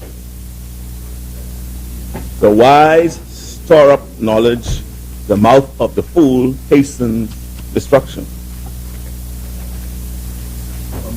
And it goes on to say something like this too. Do not forsake wisdom, and she will protect you. Love her, and she will watch over you. You know, wisdom requires us to reflect. It requires us to reflect and anticipate consequences. It's Confucius who tells us that by 3 methods we may learn wisdom. First, by reflection, which is the noblest. Second, by imitation, which is the easiest. And the third, by experience, which is the bitterest. And you know, the travesty of the last few meetings of this parliament, you know, demonstrates clearly the examples of bitter by experience. Now, Mr. Speaker,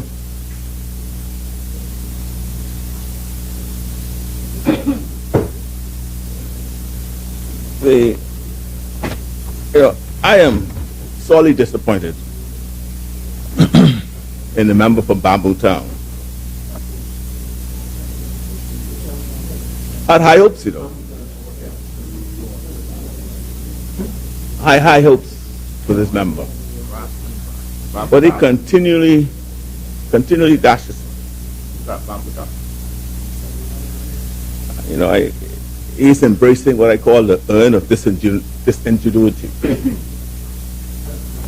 They talking about you. That's what he's done. They talking about you. That's what he's done. You gotta pay attention. You know, Say surprised that you. I'm disappointed. Oh, disappointed, sorry. Not surprised. Disappointed. I had high hopes, man, but you continue to dash my hopes, man. Continually. You ask how we got here. You know, if somebody else had asked that question, it would have been, they would not have known.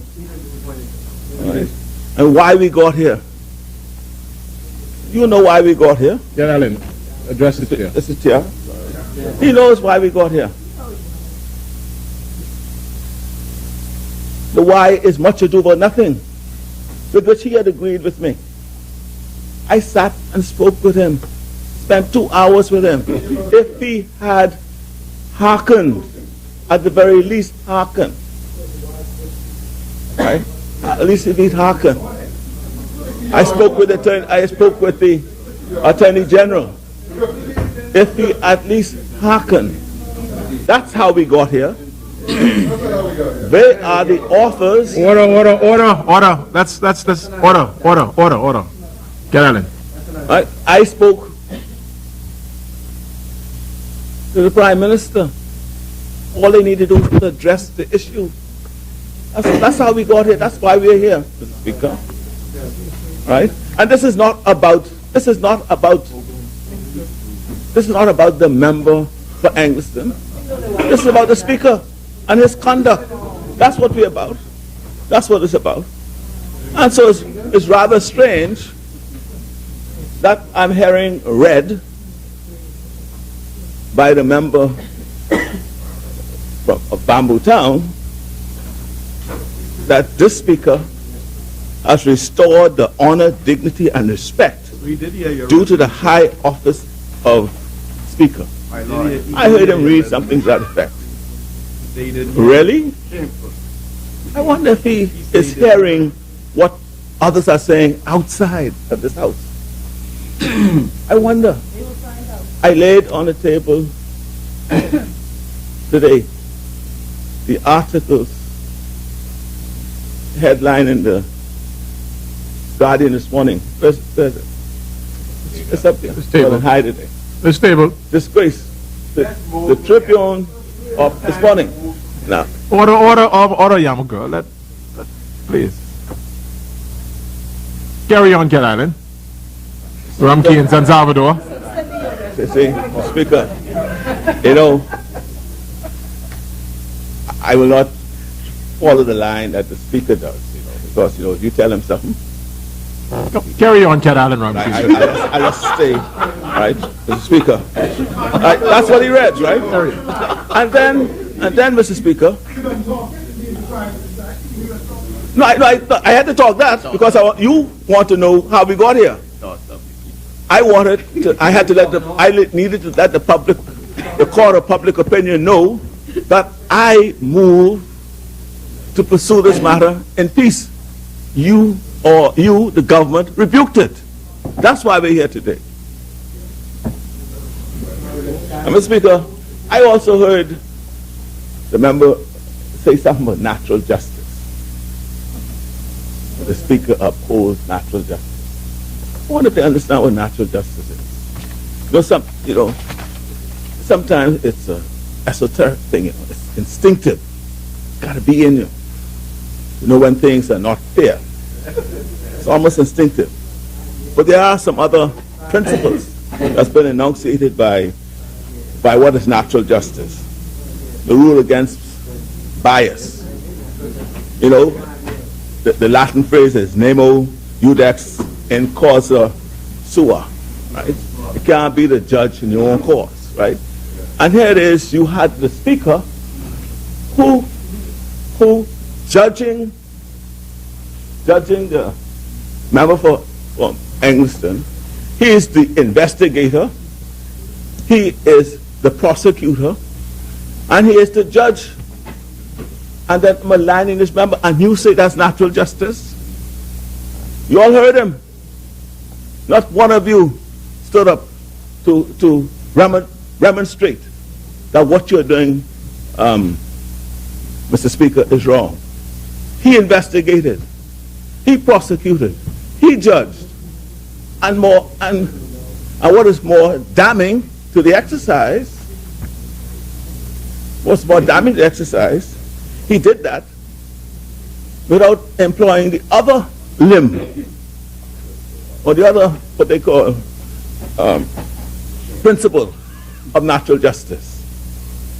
And that is the duty to at least be heard. The Latin phrase for that is, ordae alteram partem. Right? And you all sit right here. Lawyers are here. I mean, and you don't need to be a lawyer to have an instinct of what justice is. You don't have to be a lawyer to understand what has to be fair. That's instinct. It's innate.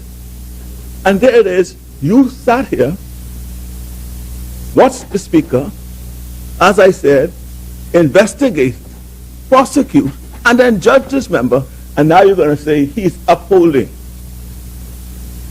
natural justice. Mr. Speaker, and guess who's reading that? The member for Bambuta. My Lord.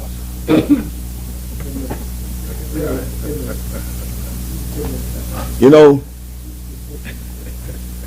in light of all I've said, Mr. Speaker, if this, all what has been, I don't have no time. You know that. I wrap it up. I can speak till 12 o'clock tonight. Don't do that. Don't do that. I'm Ken Allen Rumkey. Let's address the chair, please. Don't do that, sir. Come on, man. Mr. Speaker. Mr. Speaker, in light of the record of this House as it relates to this matter, all right, if it is the view of the majority that the Speaker embodies what I just said, we have come to an all-time low, morally. The public, the court of public opinion,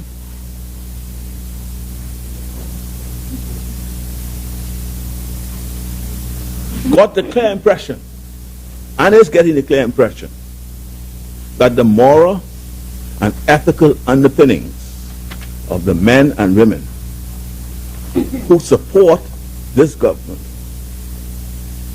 are loose and weak. Loose and weak. Right? But I thank God for public opinion. No. Yeah. I thank God for public opinion.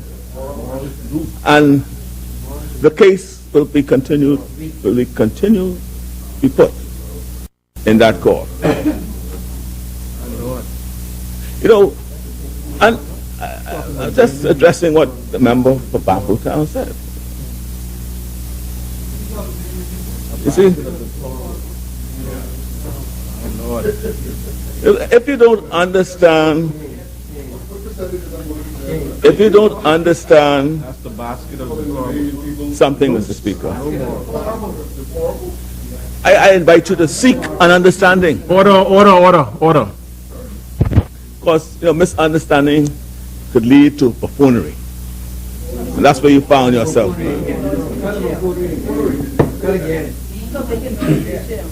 And Mr. Speaker, Mr. Chairman, when you don't understand and embark on a discourse on that which you don't understand, it's dangerous and reveals the true content of your character.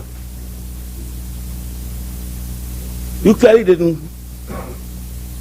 did not, nor care to take the time to understand the press release of the chairman of our party. His press release basically was a salutary warning to us all who are in power. Right? It was a salutary warning. And the warning was rooted in historical events involving two prominent peacemakers, Gandhi and Martin.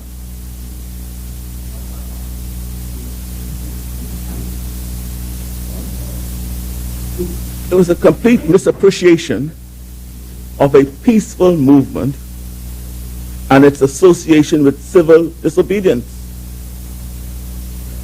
The authorities, that is, those in power, yourselves, was feeling threatened by the peaceful movement for social justice. They were feeling threatened. And the provocation came out of the response by the authorities.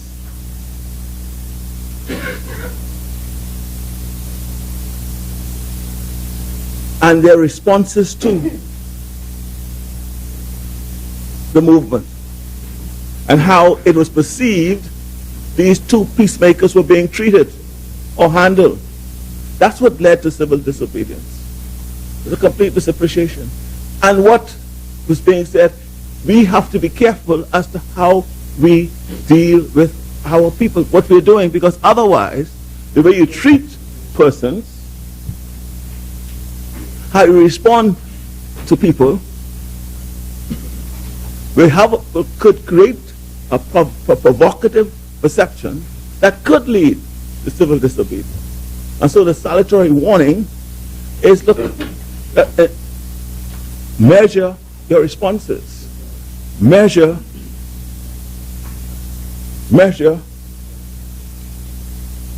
your treatment of persons. Otherwise, history has shown what could happen. That's the message. And if you didn't understand that, or you didn't get to read and understood the historical context, that's what you could do. Right? Yeah. Well, at least, Mr. Chairman, he acknowledged that somehow, we didn't know when, we didn't know how, but he did acknowledge that the Speaker was provoked and the Speaker reacted. The question is, and that's what we are dealing with, the reaction. Right? Did he react appropriately?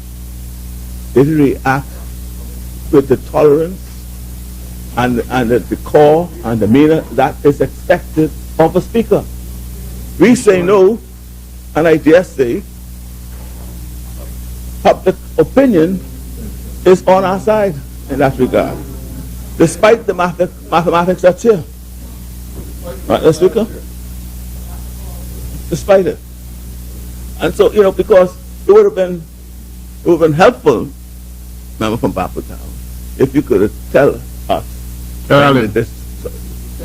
through the chair, it would have been helpful if we would have known when it was this provocation took place. Because, there's something called a cooling off period. If you do something at the moment of provocation, right, you could call that in aid as mitigating circumstances. But if you get provoked last week and then you react today,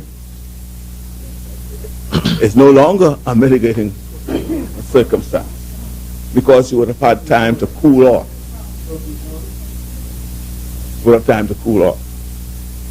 And so it would have been helpful if, in defense of this provocation that somehow was acknowledged by the member for Bamboo Town, if you proceeded to let us know something about those things. But we don't know. All right, now, Pine Ridge, Solomon, and this, I call it this Solomonic approach to this matter, did remind, I don't remember who he cited, but he spoke of someone talking about all of us sinning. All have sinned and all that. But, you know, I prefer the St. John the Evangelist version of it. That speaks, if you have no sin, if you say you have no sin, you deceive yourself. Okay? But if you confess your sins, faithful and he's just. Right? And that's what we would have expected from the speaker, because you're all over there saying, you know, he has no sins, but you all are, all of you who sit here, or sat there then, and sit here today, sat here on the 7th of February, sit here today, are deceiving yourselves, because he has in fact sinned, and you were complicitous in it by the slamming on the door and the applauding. Is there no sin on your side? That's what the thing speaks This about. is about, there no sin on your side? So, Mr. Speaker. Order. And so, Mr. Speaker, Mr. Speaker, I don't expect any backlash. They could carry on. I mean, you know, Mr. Speaker. Not them, no. No sin on that side. Not one.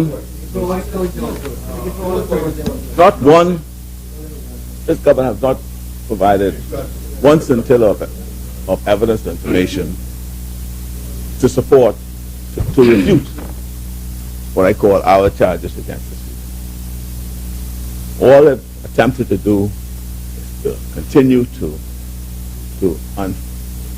broadside the member. And, you know, and the truth of the matter is that she is a fierce advocate for the downtrodden and the least amongst us.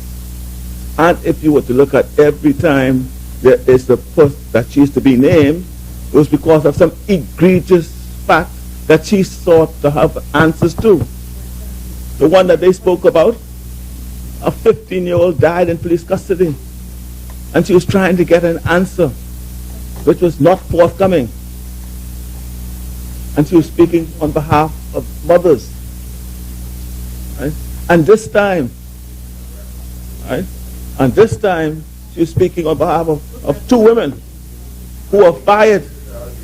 Unsubstantiated. The minister confirmed it now. The minister has confirmed it. So don't go down that road. Right, Mr. Speaker, the two women, she was standing up again for the rights of poor Bahamians. Poor Bahamians she was standing up for. She stood up because two women were fired by this government. No evidence. Right?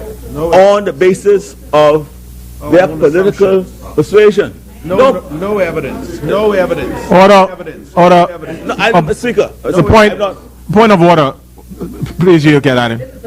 And Chair recognizes the member for East Grand Bahama. Once again, Mr. Speaker, the member is continuing to mislead this House with facts that they are introducing without any substantiation. I've heard it several times today in the presentations. And this is what got us into this issue in the first place, Mr. Speaker.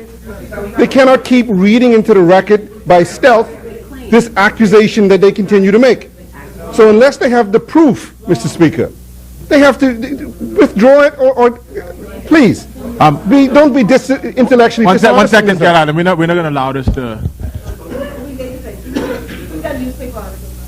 Cat Island, the chair is guided on the fact that... just 1 second, Cat Island. Yes, let the chair speak. The chair is guided on the fact that the speaker caused that information to be struck from the records because it wasn't able, because the member from Angleston was not able to substantiate.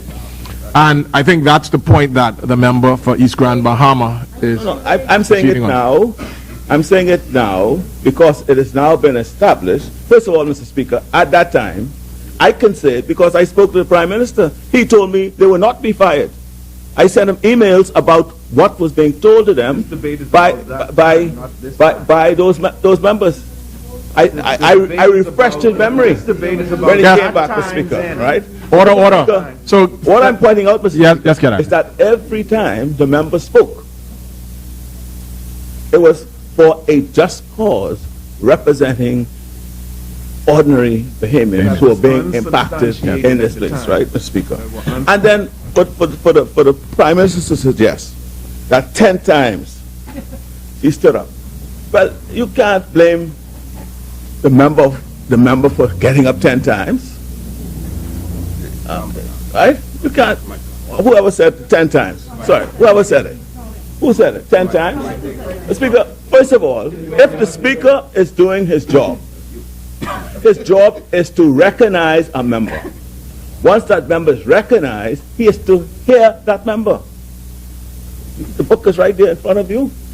No, he is the chair cannot not recognize a member once he rises. He cannot. That's why we had three books. Order. Mr. Speaker, he cannot not recognize a member. First of all, we had three books. rule. It starts, the genesis of it. If you look, it's in Mays, because if the rules of our house do not clearly speak to it, you can look at Mays.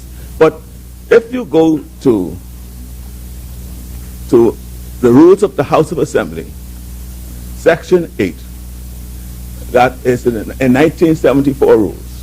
This is what it says for members opposite. That the member who first rises to speak be heard first. Right? Coming from there, you go to Rule 33. Who in the opinion of the Speaker? No. And that's You're always going to leave out them little facts. No, Mr. Speaker. Come on. Let me. Caroline, I think I did actually read that section. Yeah, right, okay. When I think Pine Rich stood. Right. So, but that only applies when two members stand. Look, your opinion arises if you have two members standing. If you don't have two members standing, your opinion doesn't arise. You have to recognize the member who's standing, who rise. And Caroline, order. Finish your contribution, Caroline. Yeah, finish your contribution, Caroline. So, Mr. Speaker, I'm saying, so there's no right in the Speaker not to recognize a member. Because if he has that right, that is a tool to not protect the right of free speech, but a tool to quash. Carry on, Caroline. Order. Let's carry on, Caroline. It's a tool to quash, to silence members, rather than a tool to facilitate members from speaking. And that's why I read the rule from 74 and read the present rule that you have. So the opinion will not arise. The opinion will not arise. So when you look at the rule, whoever stands first is heard. Whoever stands first must be heard. And you'll only know if I'm a speaker. Carry on, Caroline. Carry on. Let me just take Order. Let me just take them to another rule, right? First of all, so let me take you to another rule. What's the order? What's the order of business? Speaker, another rule. Right? What's the order of business, Caroline? Speaker, Listen, man, I'm pointing out how the... Order. Caroline has the floor. Thank you, Mr. Chairman. I'm telling you, I have to lecture you because you don't know. Mr. Speaker, the other rule is that if the Speaker... See, what happens is if the Speaker apprehends disorder, the tool he uses is not to name the member immediately. The tool he uses is to suspend or adjourn the House, suspend the House for a few minutes, or adjourn it. That's Rule 84. So that's what he can do, right? That's what he does. Another rule, the other rule, see, it's the facilitation of the rights and privileges of members. You could, if you read it one way, if you don't read it where you restrict and constrain those rights, fine. But I'm just explaining that there's another rule, Rule 32, that requires the Speaker to stand. He stands, when there's disorder, he stands up. We all sit down and be quiet. Those tools were never used by the Speaker. So, Mr. Speaker, there are any number of tools, right, short of suspending, short of naming, to enable the facilitation of a member exercising the ancient rights and privileges that has been dawned on them from day one. Mr. Speaker. And so if you just look at the rules, they're right there. He never stood. He never brought to our attention, well, there's disorder in the place.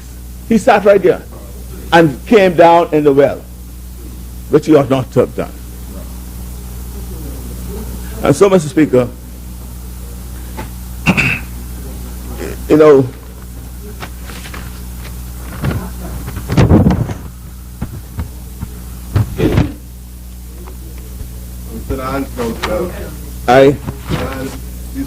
you understand the rules, you know. For the member for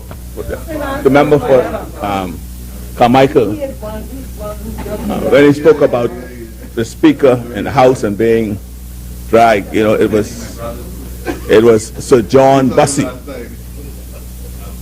who was beheaded in 1399 by Henry the IV as a Speaker, right? And it just became a sort of a tradition to remind the Speaker of his role, right? Yeah. The Speaker, I end up by the Speaker. You know, I think it was Clarence Darrow, a trial lawyer, famous trial American lawyer, who said, "We now come to the place. This case is now in the hands of the jury.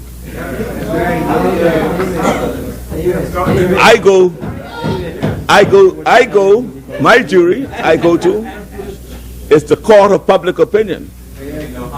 And I think the court of public opinion will provide a verdict of guilty on all counts." What are those counts again? I think court of opinion will say, on count 1, a statement made to the House on the 7th of February in response to we do not know what? Guilty. Count 2, the unlawful, wrongful, capricious, arbitrary, and disproportionate suspension of the Member of Parliament for Engliston on the 31st of January. Guilty. Count 3, the willful, malicious, and personal attacks on private citizens in his statement of the 7th of February in the House. Guilty. Count 4, attacking the staff of the House of Assembly. Guilty. Count 5, disgracing the role and reputation of the House, office of the Speaker of the House. Guilty. And Mr. Speaker, Guilty on all counts. we say guilty on all counts. Guilty on all And this is not a matter of mathematics. It's a matter of doing what is right. I thank you. Oblige, get out and run Keats Salvador. As many. Order that the amended resolution be brought up. Order that the amended resolution do lie on the table. Up. I point out a deficiency in what was handed up. Has that been corrected? Ken Allen, the chair has already indicated that there was an amendment to the resolution that was seconded and debate ensued. The chair now wishes to now put the question on the amendment to the resolution, and I would read for clarity just only the first, second, and last paragraph of the resolution. And whereas the Member of Parliament for Nassau Village, the Honorable Halson Moultrie, has since his election as the 54th Speaker of this Honorable House on the 24th of May 2017, restored the honor, dignity, and respect due to the high office of Speaker of this Honorable House. And whereas the Honorable Mr. Speaker, in the conduct of the business of this Honorable House, over the past 8.5 months has consistently displayed fairness, judicious deliberation, even-handedness, and a fair determination to uphold the highest standards of conduct and decorum on the part of each honorable member of this House, without regard as to which side of the House the member supports, and recalling that the members of the opposite side displayed flagrant disregard for the rules of the House and the ruling made by the Honorable Speaker in an unparliamentary display of arguing and consistently interrupting the Speaker on the one hand and standing in open defiance of the Speaker's ruling on the other hand, contrary to the rules of this House and established parliamentary practice, and thereby sought to disturb the House when they could not dissuade, to distract when they could not dictate, and to distort the records of the proceedings of this House when they could not defend their own records.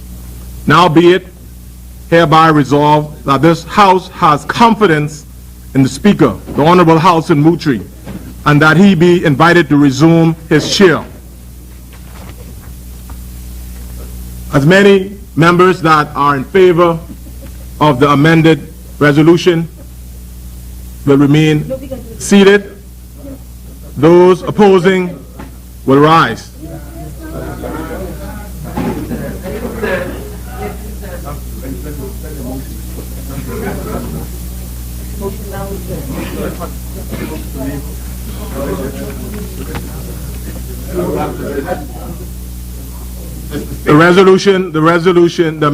The amendment to the resolution. Chairman, we ask the division of the House. Rule 61.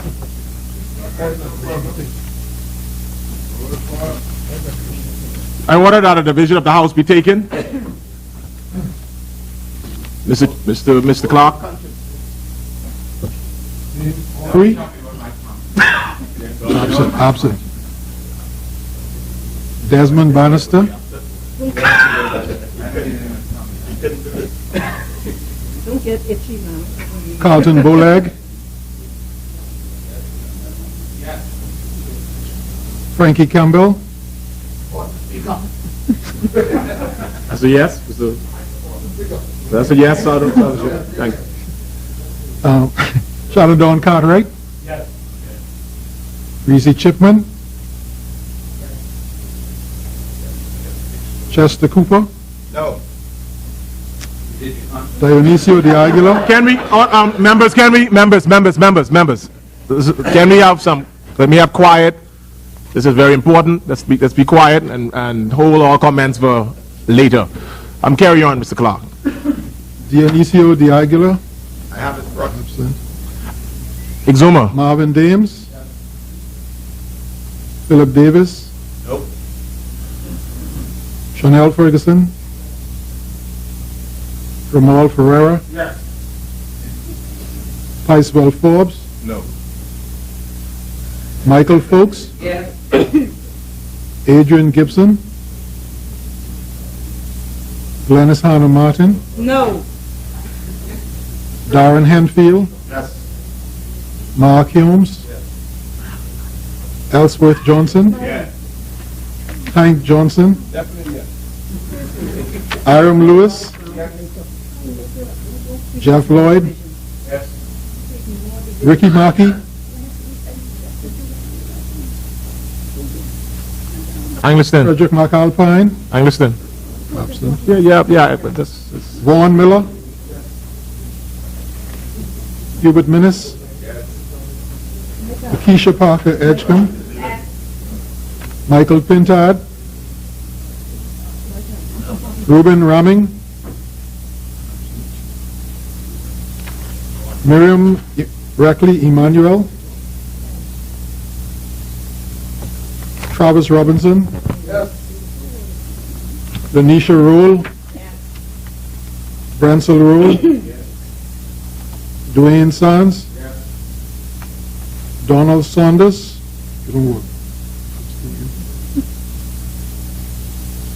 Brent Simonet. Peter Turnquest. Ramwood Wells.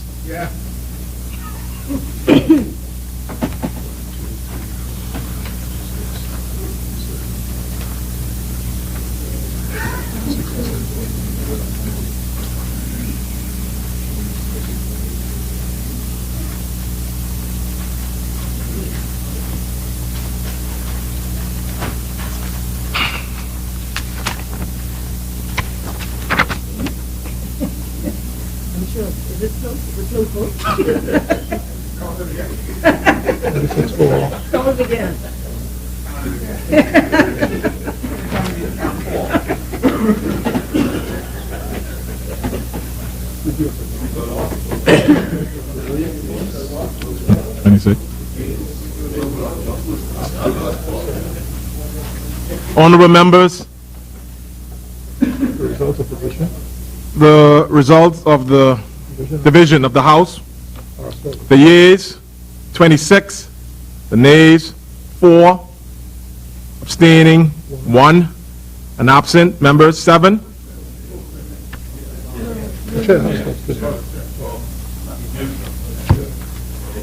I think the results are very clear. Right, and I read again, just a final note. Now be it hereby resolved that this House has confidence in the Speaker, the Honorable Halson Moultrie, and that he be invited to resume his chair.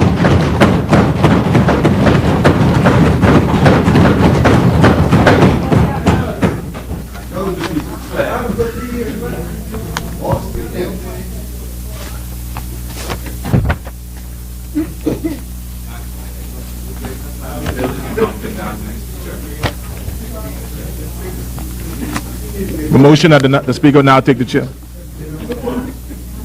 Okay.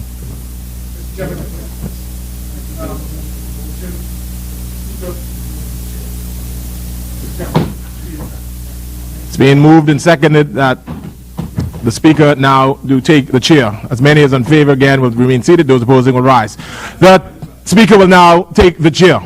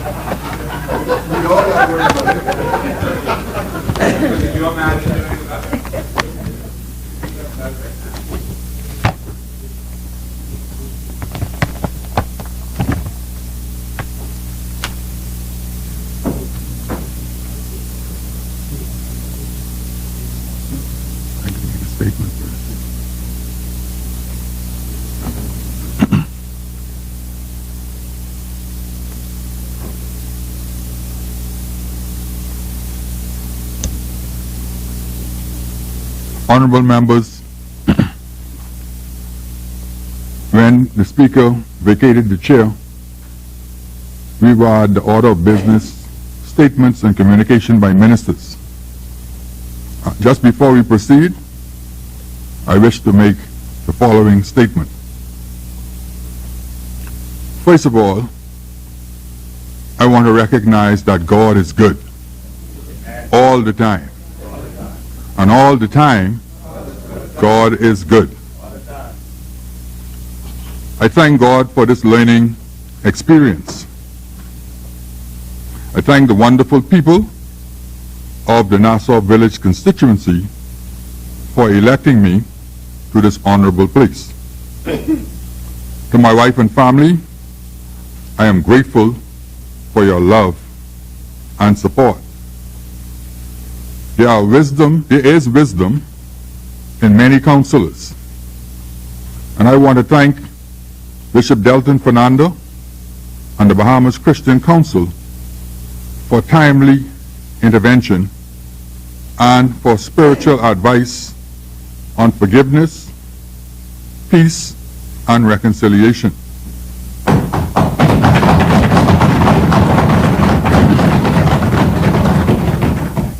I also want to thank our chaplain, Pastor Wells, and my best friend from Great Inagua, Archdeacon James Palacios, and Pastor Mario Moxie for their brotherly love and advice. And I'm grateful to the many persons who have called or visited my home since this circumstance began for your prayers and your advice. And last but not least, and by no means least, I am indeed grateful to my parliamentary colleagues for your expressions and vote of confidence. I want to adopt the words of King David found in the 51st Psalm, verses 2 and 3. And it goes like this: Wash me thoroughly from mine iniquity, and cleanse me from my sin. For I acknowledge my transgressions, and my sin is ever before me. On the 24th of May 2017, upon being elected the 54th Speaker of this Honorable House of Assembly, I pledged to exercise dignity, decorum, and impartiality by upholding the honor of our institution. I pledge to protect the rights and privileges of all members without fear or favor. I also pledge to uphold and enforce the rules of procedure of the Honorable House of Assembly. I have always been a passionate, patriotic Bahamian. I want the best for all Bahamians, and I believe that all Bahamians should be given the opportunity to maximize their potential. I further recognize that the advancement of our people and the development of our nation is stymied by failed and failing systems. For many years now, I have dedicated my life to effecting systemic change within the Bahamas. In my estimation, the greatest challenges facing our nation are lawlessness, disobedience, disrespect for authority, and refusal or failure to function within constraints of established rules and regulations. Ironically, the events that led to these unfortunate and regrettable set of circumstances found their genesis in my 31st of January 2018 efforts to enforce the rules of procedure and to demand respect for the chair in this honorable house. This resulted in the suspension of the member for Angleton.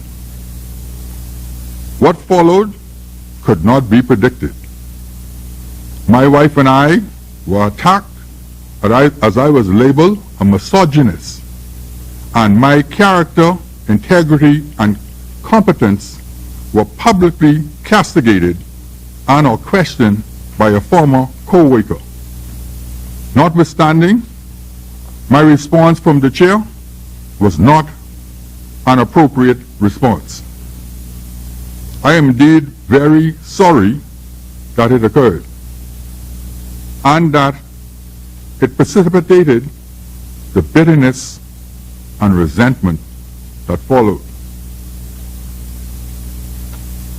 In the constituency that I represent, I was called everything but a child of God. And my wife and my family remain under attack in various media. But all is forgiven, even though some say they didn't ask for forgiveness.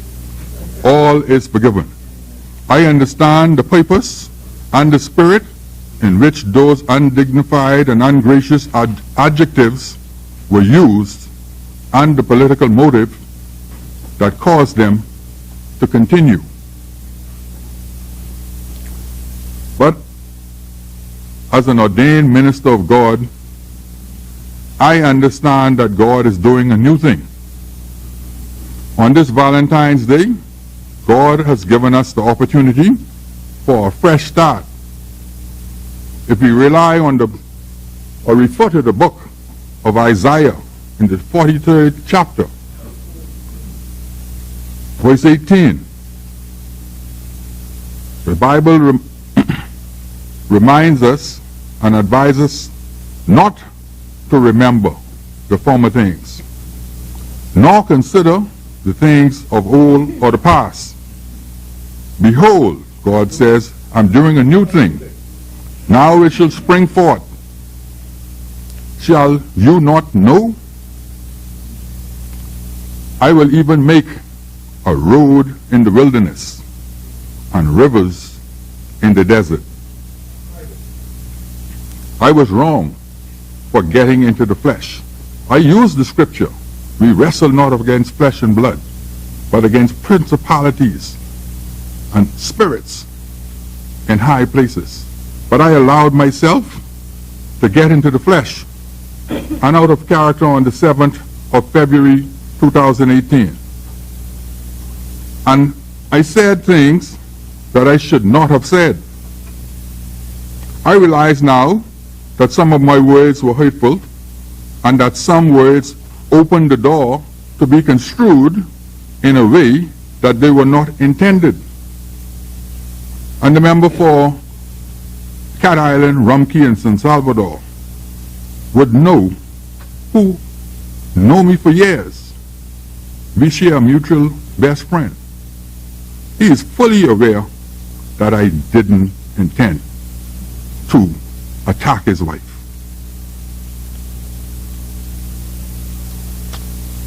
That is just not the kind of person I am or want to be. Every day, my wife and I, we say the Lord's Prayer to end our morning devotions. But alas, I am not a perfect man, but I'm trying to get there.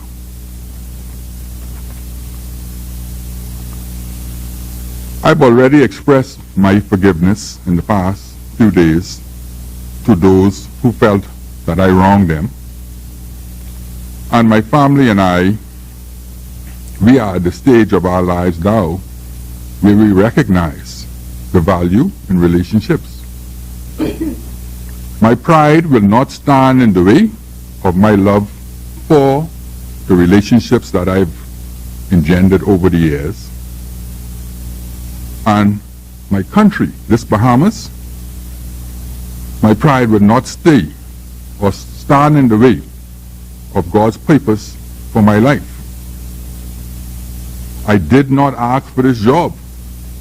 As a matter of fact, I told the Prime Minister on a number of occasions that this is a lonely, isolated job.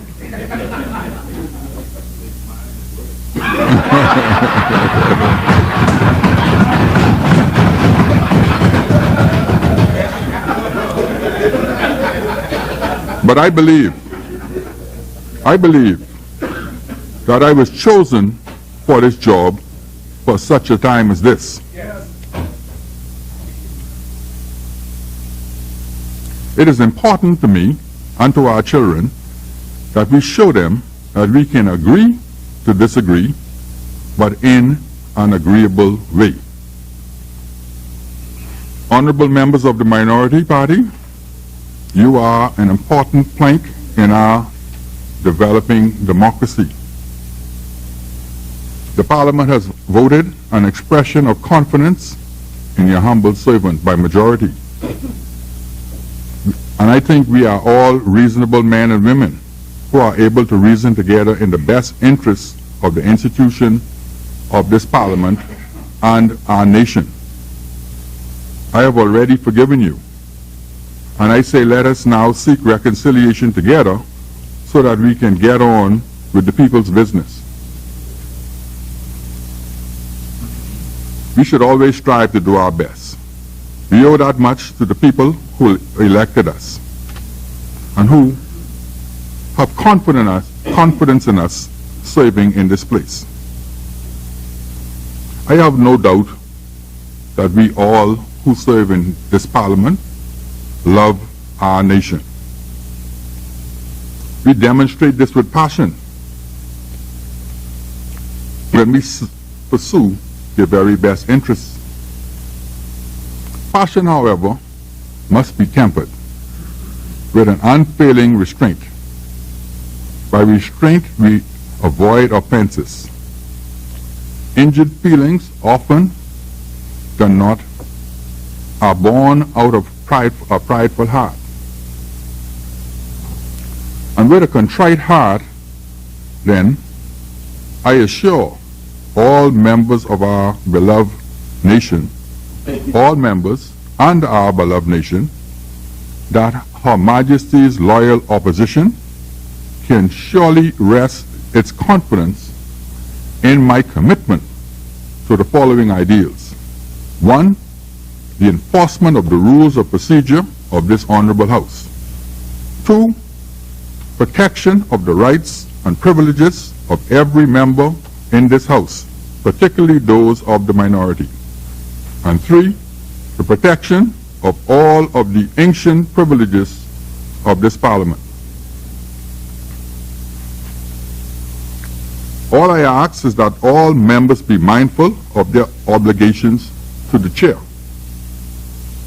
Members should also be mindful of the Chair's obligation to the House, and I remind myself of that constantly. This House, as it is presently comprised of 39 equally entitled members. If the good relationships we are endeavoring to establish here today between the Chair and each member is to survive, there has to be an ebb and flow in respect that we show to each other. No one member is entitled to more attention than any other member. This was my approach from the very first day that I took this chair. I serve at the pleasure of the House, and I am thankful today that the House has expressed confidence for me to carry on in this regard. You know, as I sat in the room, I was moved to tears when I listened to my brother from Central Andres. Because I know my brother from Central Andres, know me well enough to know that what I was being accused of is not my character. I realize that he has an obligation to the party that he serves, and that he is compelled to do what he did today. But I want you to know, my brother, I do not hold it against you, nor do I hold it against any member of Her Majesty's loyal opposition. In fact, what Her Majesty's loyal opposition did today in following the rules was all I was trying to achieve all along with respect to the chair. The rules clearly state that if you are aggrieved by the ruling of a chair, you respond not with a debate or in a disrespectful way to the chair. You respond by bringing a substantive motion that was brought here today.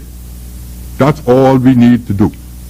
And we can get the kind of decorum and respect that we are prepared to function according to the rules. I want to assure all members of Her Majesty's loyal opposition that my door as Speaker is always open. I have never, ever rejected any approach to seek to discuss any issue or to bring reconciliation.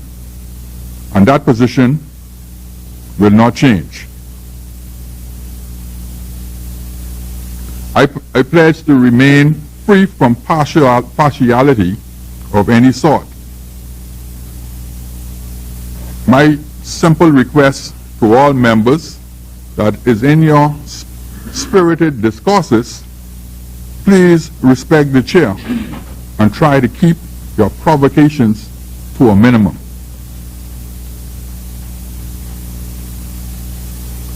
Unlike other members, the Speaker's mic is always open. The Speaker is always on the floor. And even when a member is not on their feet or recognized by the chair, the Speaker is not hard of hearing. The Speaker can hear comments and insults being hurled at the chair, especially when those comments and insults come from close proximity.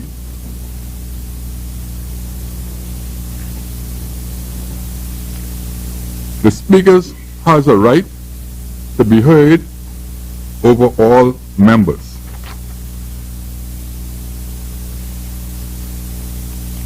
And as I close, I just want to remind everyone that the Speaker's responsibility is to enforce the rules of the House. To carry out this function, the Speaker is invested with certain powers that have evolved over centuries. These include authority to ask members to be quiet so the member recognized can be heard, to direct a member to withdraw remarks if, for example, they use abusive language or make unsubstantiated assertions that impute improper motives. The Speaker has the authority to suspend the sitting of the House due to serious disorder and to suspend MPs who are deliberately disobedient or disrespectful to the chair, either by requesting that that member withdraw from the House or by naming the member.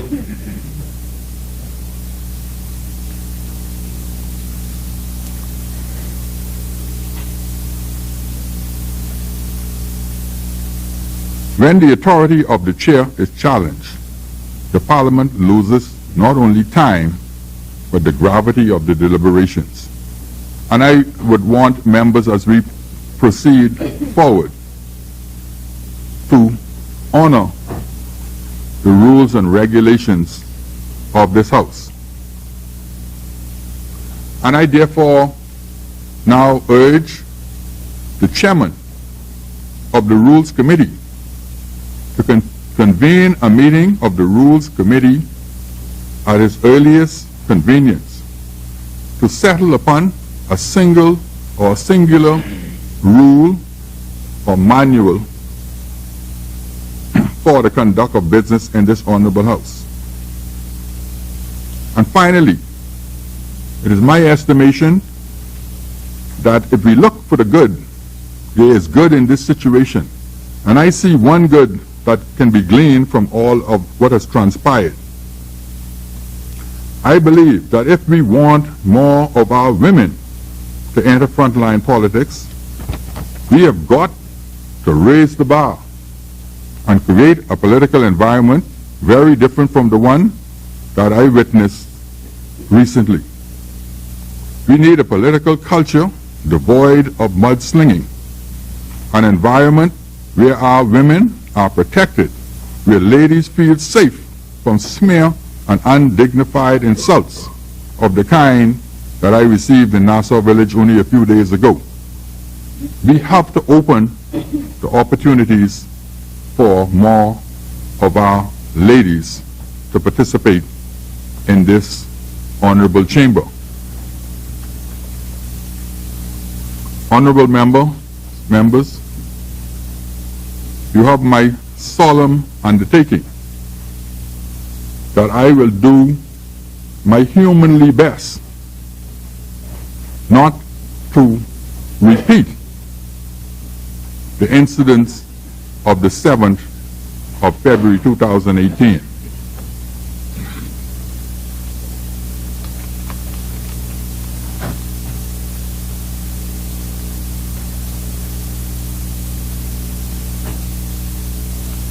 Communications by the clerk.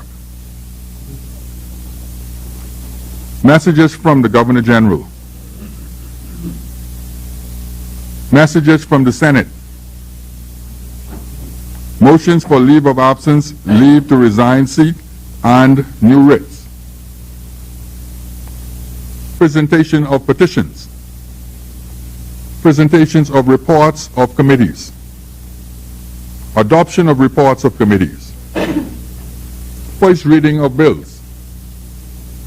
Second reading and committal of bills. Committee of the whole House. Third reading and passing of bills. Consideration of Senate amendments. Resolutions. Member statements.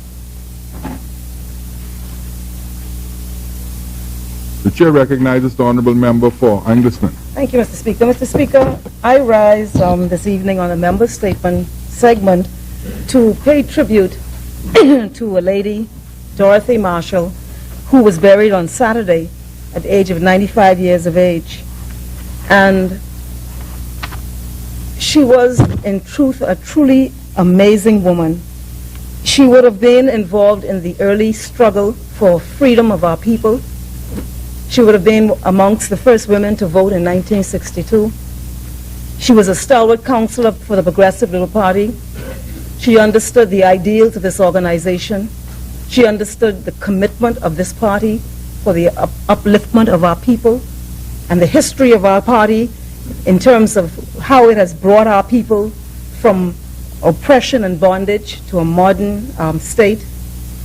And she was, in fact, an inspiration to me, Mr. Speaker, because well, I can't say she taught me, but at times when I felt sort of weary, she reminded me what my obligation is as a member of this House and a member of frontline politics in this country. And she reminded me that I should always maintain a commitment to advance the cause of the people that I represent without fear, without favor, that I should do so without compromise, and that I should be courageous at all times in the advocacy on behalf of the people that I represent and the Bahamian people in general. And her death, her recent death, was felt very greatly by me because she was a great Bahamian woman and was exemplary or an exemplar in terms of who we are as the Bahamian woman, the story of the Bahamian woman, the beautiful story of the courageous, principled, strong woman, Bahamian woman, who sacrificed over the years to advance their family, the community, and the country. And this was the life of Dorothy Marshall. And so I want to pay a tribute to her life, which I truly appreciate, and to extend condolences to her family there on Podolio Street. The entire neighborhood felt her loss because she, even in her advanced years, 95, was a thoroughly modern woman, thoroughly modern. And for me, even in the latter days, in her 90s, continued to inspire me in my quest. And then finally, Mr. Speaker, I just want to raise to the fore the continuing concerns of the people of Angliston and the issues they continue to face, those of joblessness and the very important critical need to create employment for our people. I want to point out that of the 2,500 that were fired, many of them were from the Angliston community, and they've added now to the unemployment numbers in Angliston. I want to speak to I want to admonish or to underwrite the importance of the Department of Social Services in responding in a timely fashion to the needs of vulnerable people, so that people are not waiting months for basic assistance, and because the need is great in many households, and I want to urge a greater sensitivity to people who come. Because Bahamians generally, in my experience, do not come with their hand out begging. When they come, and men are coming now, when they come, it's because there is genuine need. And so I want to urge an enhanced sensitivity and a more efficient processing and management of people who are vulnerable in the Angliston community. And so, Mr. Speaker, I think that would be it in a nutshell. And I just take my seat just in memory of the late, great Dorothy Marshall. May her soul rest in peace. Thank you, Honorable Member. For the member statements, the Chair recognizes the Honorable Member for East Grand Bahama. Thank you, Mr. Speaker. Mr. Speaker, I would like to express condolences on the passing of Ms. Pet Roberts from High Rock, a teacher who contributed much to this country through education. Certainly was a strong supporter of mine, and so I want to express condolences to her family, to Lady Ayers and Bishop Williams, and the entire family, Roberts family. Mr. Speaker, too, I want to express happy Valentine's Day wishes to the people of East Grand Bahama. And finally, I want to advise the members of Sweetings Key that there is a town meeting on Sunday at 1 p.m. At the schoolhouse, and so I invite them all to be there to get first-hand updates on all that has happened in the last couple of weeks. Thank you. Thank you. Further member statements? The Chair recognizes the Honorable Member for a Central Grand Bahama. Thank you, Mr. Speaker. I stand here to offer condolences to the members of the Church of Ascension in Freeport on the passing of Father Michael Giddens, who will be laid to rest this weekend. He's a very dear friend to me and my family, and I'm a Baptist, but having visited his church with my now wife, I became pretty much a member. We are pretty much mourning his great loss, and our Deputy Prime Minister is also a member of that church. And I just want to say to all of the members that we are all feeling a sense of great loss. And may the immediate family of Father Michael Giddens, may they find peace and comfort. And may his soul rest in peace and one day rise in glory. Thank you. Thank you. The Chair recognizes the Honorable Member for Tall Pines. Thank you, Mr. Speaker. I'll be very brief. I was asked by the members of Tall Pines to just say on their behalf to the government of the Bahamas, in particular, the Minister of the Environment, the Minister of Environment, the member for Marathon, the member for Seabreeze, and Minister of Social Services, and the Minister for Mount Moriah, Minister for National Security in particular, and the Minister of Health, and then member for Elizabeth. As the nation would be aware of the incidents that we've had in the last few weeks with the fires at the landfill, that now being under control, many members, notwithstanding what they would have went through for that 2 weeks, they nonetheless would wish that I thank the government in general, but particularly those ministries, particularly the hard-working people at the landfill, for fighting so hard to bring that fire down and completely out. The members of the fire branch of the police force for their dedication and their hard work. The Minister for Social Services and her parliamentary secretary, the parliamentary secretary for Golden Isles. When I called, they and their members were very helpful in securing residents, persons who were in need, and obviously the help we got from the Ministry of Health. So, Mr. Speaker, I want to say that while we are still concerned, we're very happy in the progress that the government is making in regards to securing management for the landfill. But we simply want to say thank you and to say that we look forward in the coming weeks, as the Minister has promised, his visit to our town hall meeting to address the issue in totality. Speaker, I also wish to thank the honorable members in this House for the gratitude they respect they've shown me a few minutes ago. Thank you, Mr. Speaker. Thank you. The chair recognizes the honorable member for West Grand Bahama and Bimini. Thank you very much, Mr. Speaker. Love is a splendid thing, and I wish to send hugs and kisses to my constituents of West Grand Bahama and Bimini during these final hours of Valentine's Day, to let them know that I appreciate and love each and every one of them, and to ask them to prepare, Mr. Speaker, for what is coming. Mr. Speaker, we have had a group of students from the Louise McDonald High School as well as Gateway Academy travel into Grand Bahama to take part in our sports, and I wish to thank all of those persons who would have contributed to that and ask that we pray for their safe travels. Mr. Speaker, West Grand Bahama and Bimini is indeed grateful to all that continue to pray for us, and we just want to send love to the entire Bahamas on behalf of all of the constituents and let you know that we love you, Commonwealth of the Bahamas. Thank you, honorable member. The chair recognizes the honorable member for Mangrove Key, South and Central Andros. Thank you, Mr. Speaker.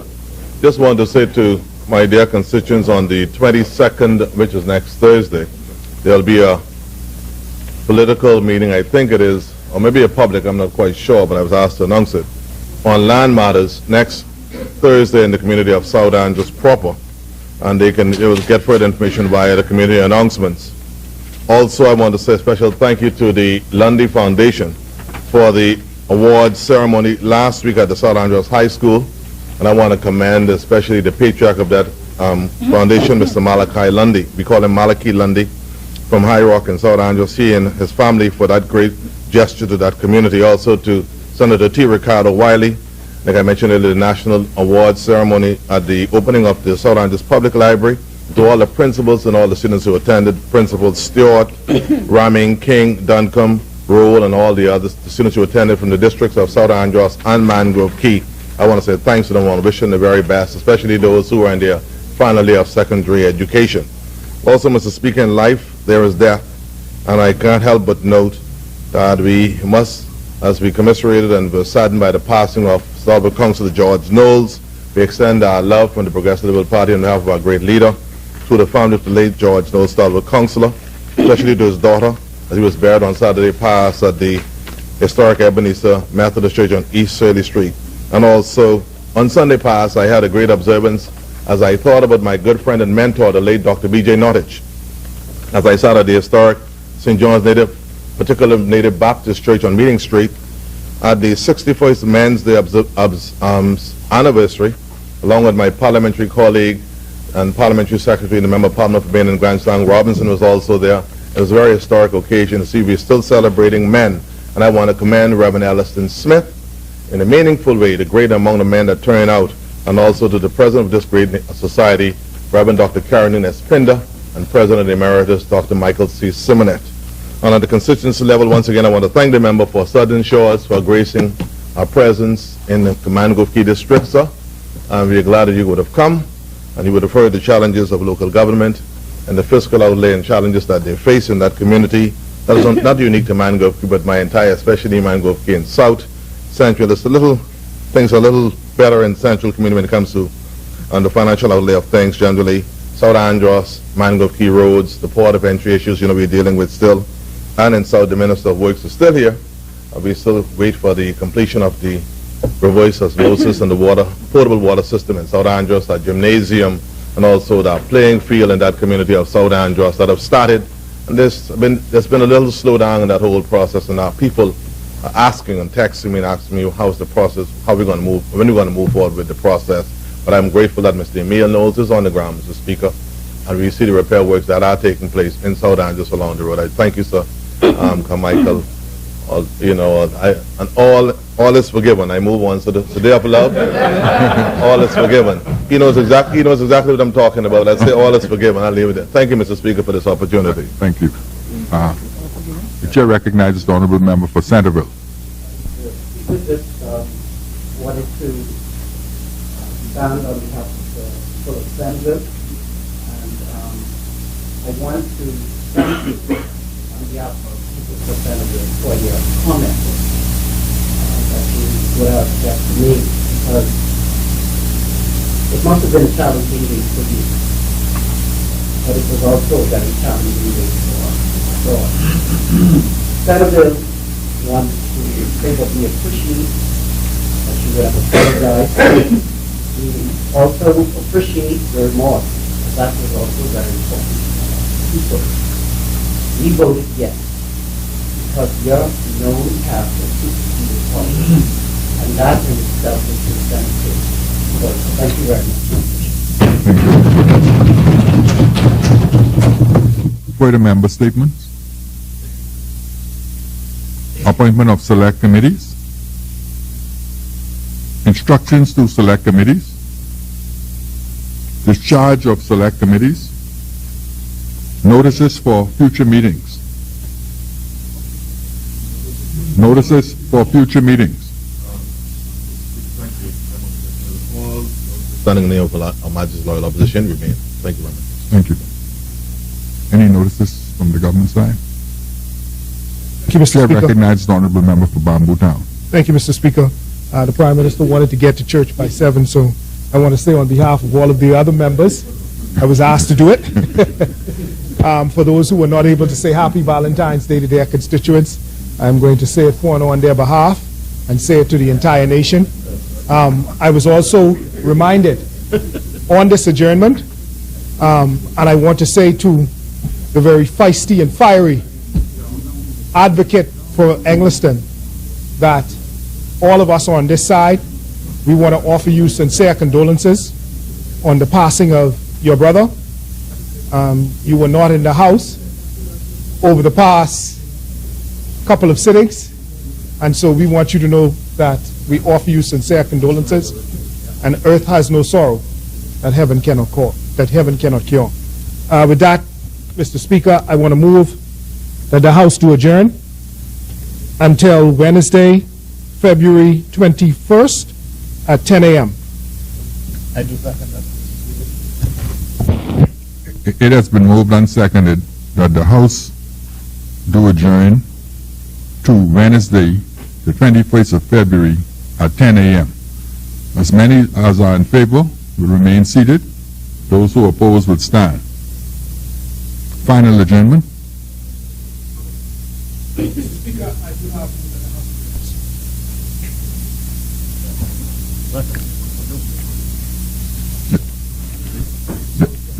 This House stands adjourned to Wednesday, the 21st of February at 10 a.m.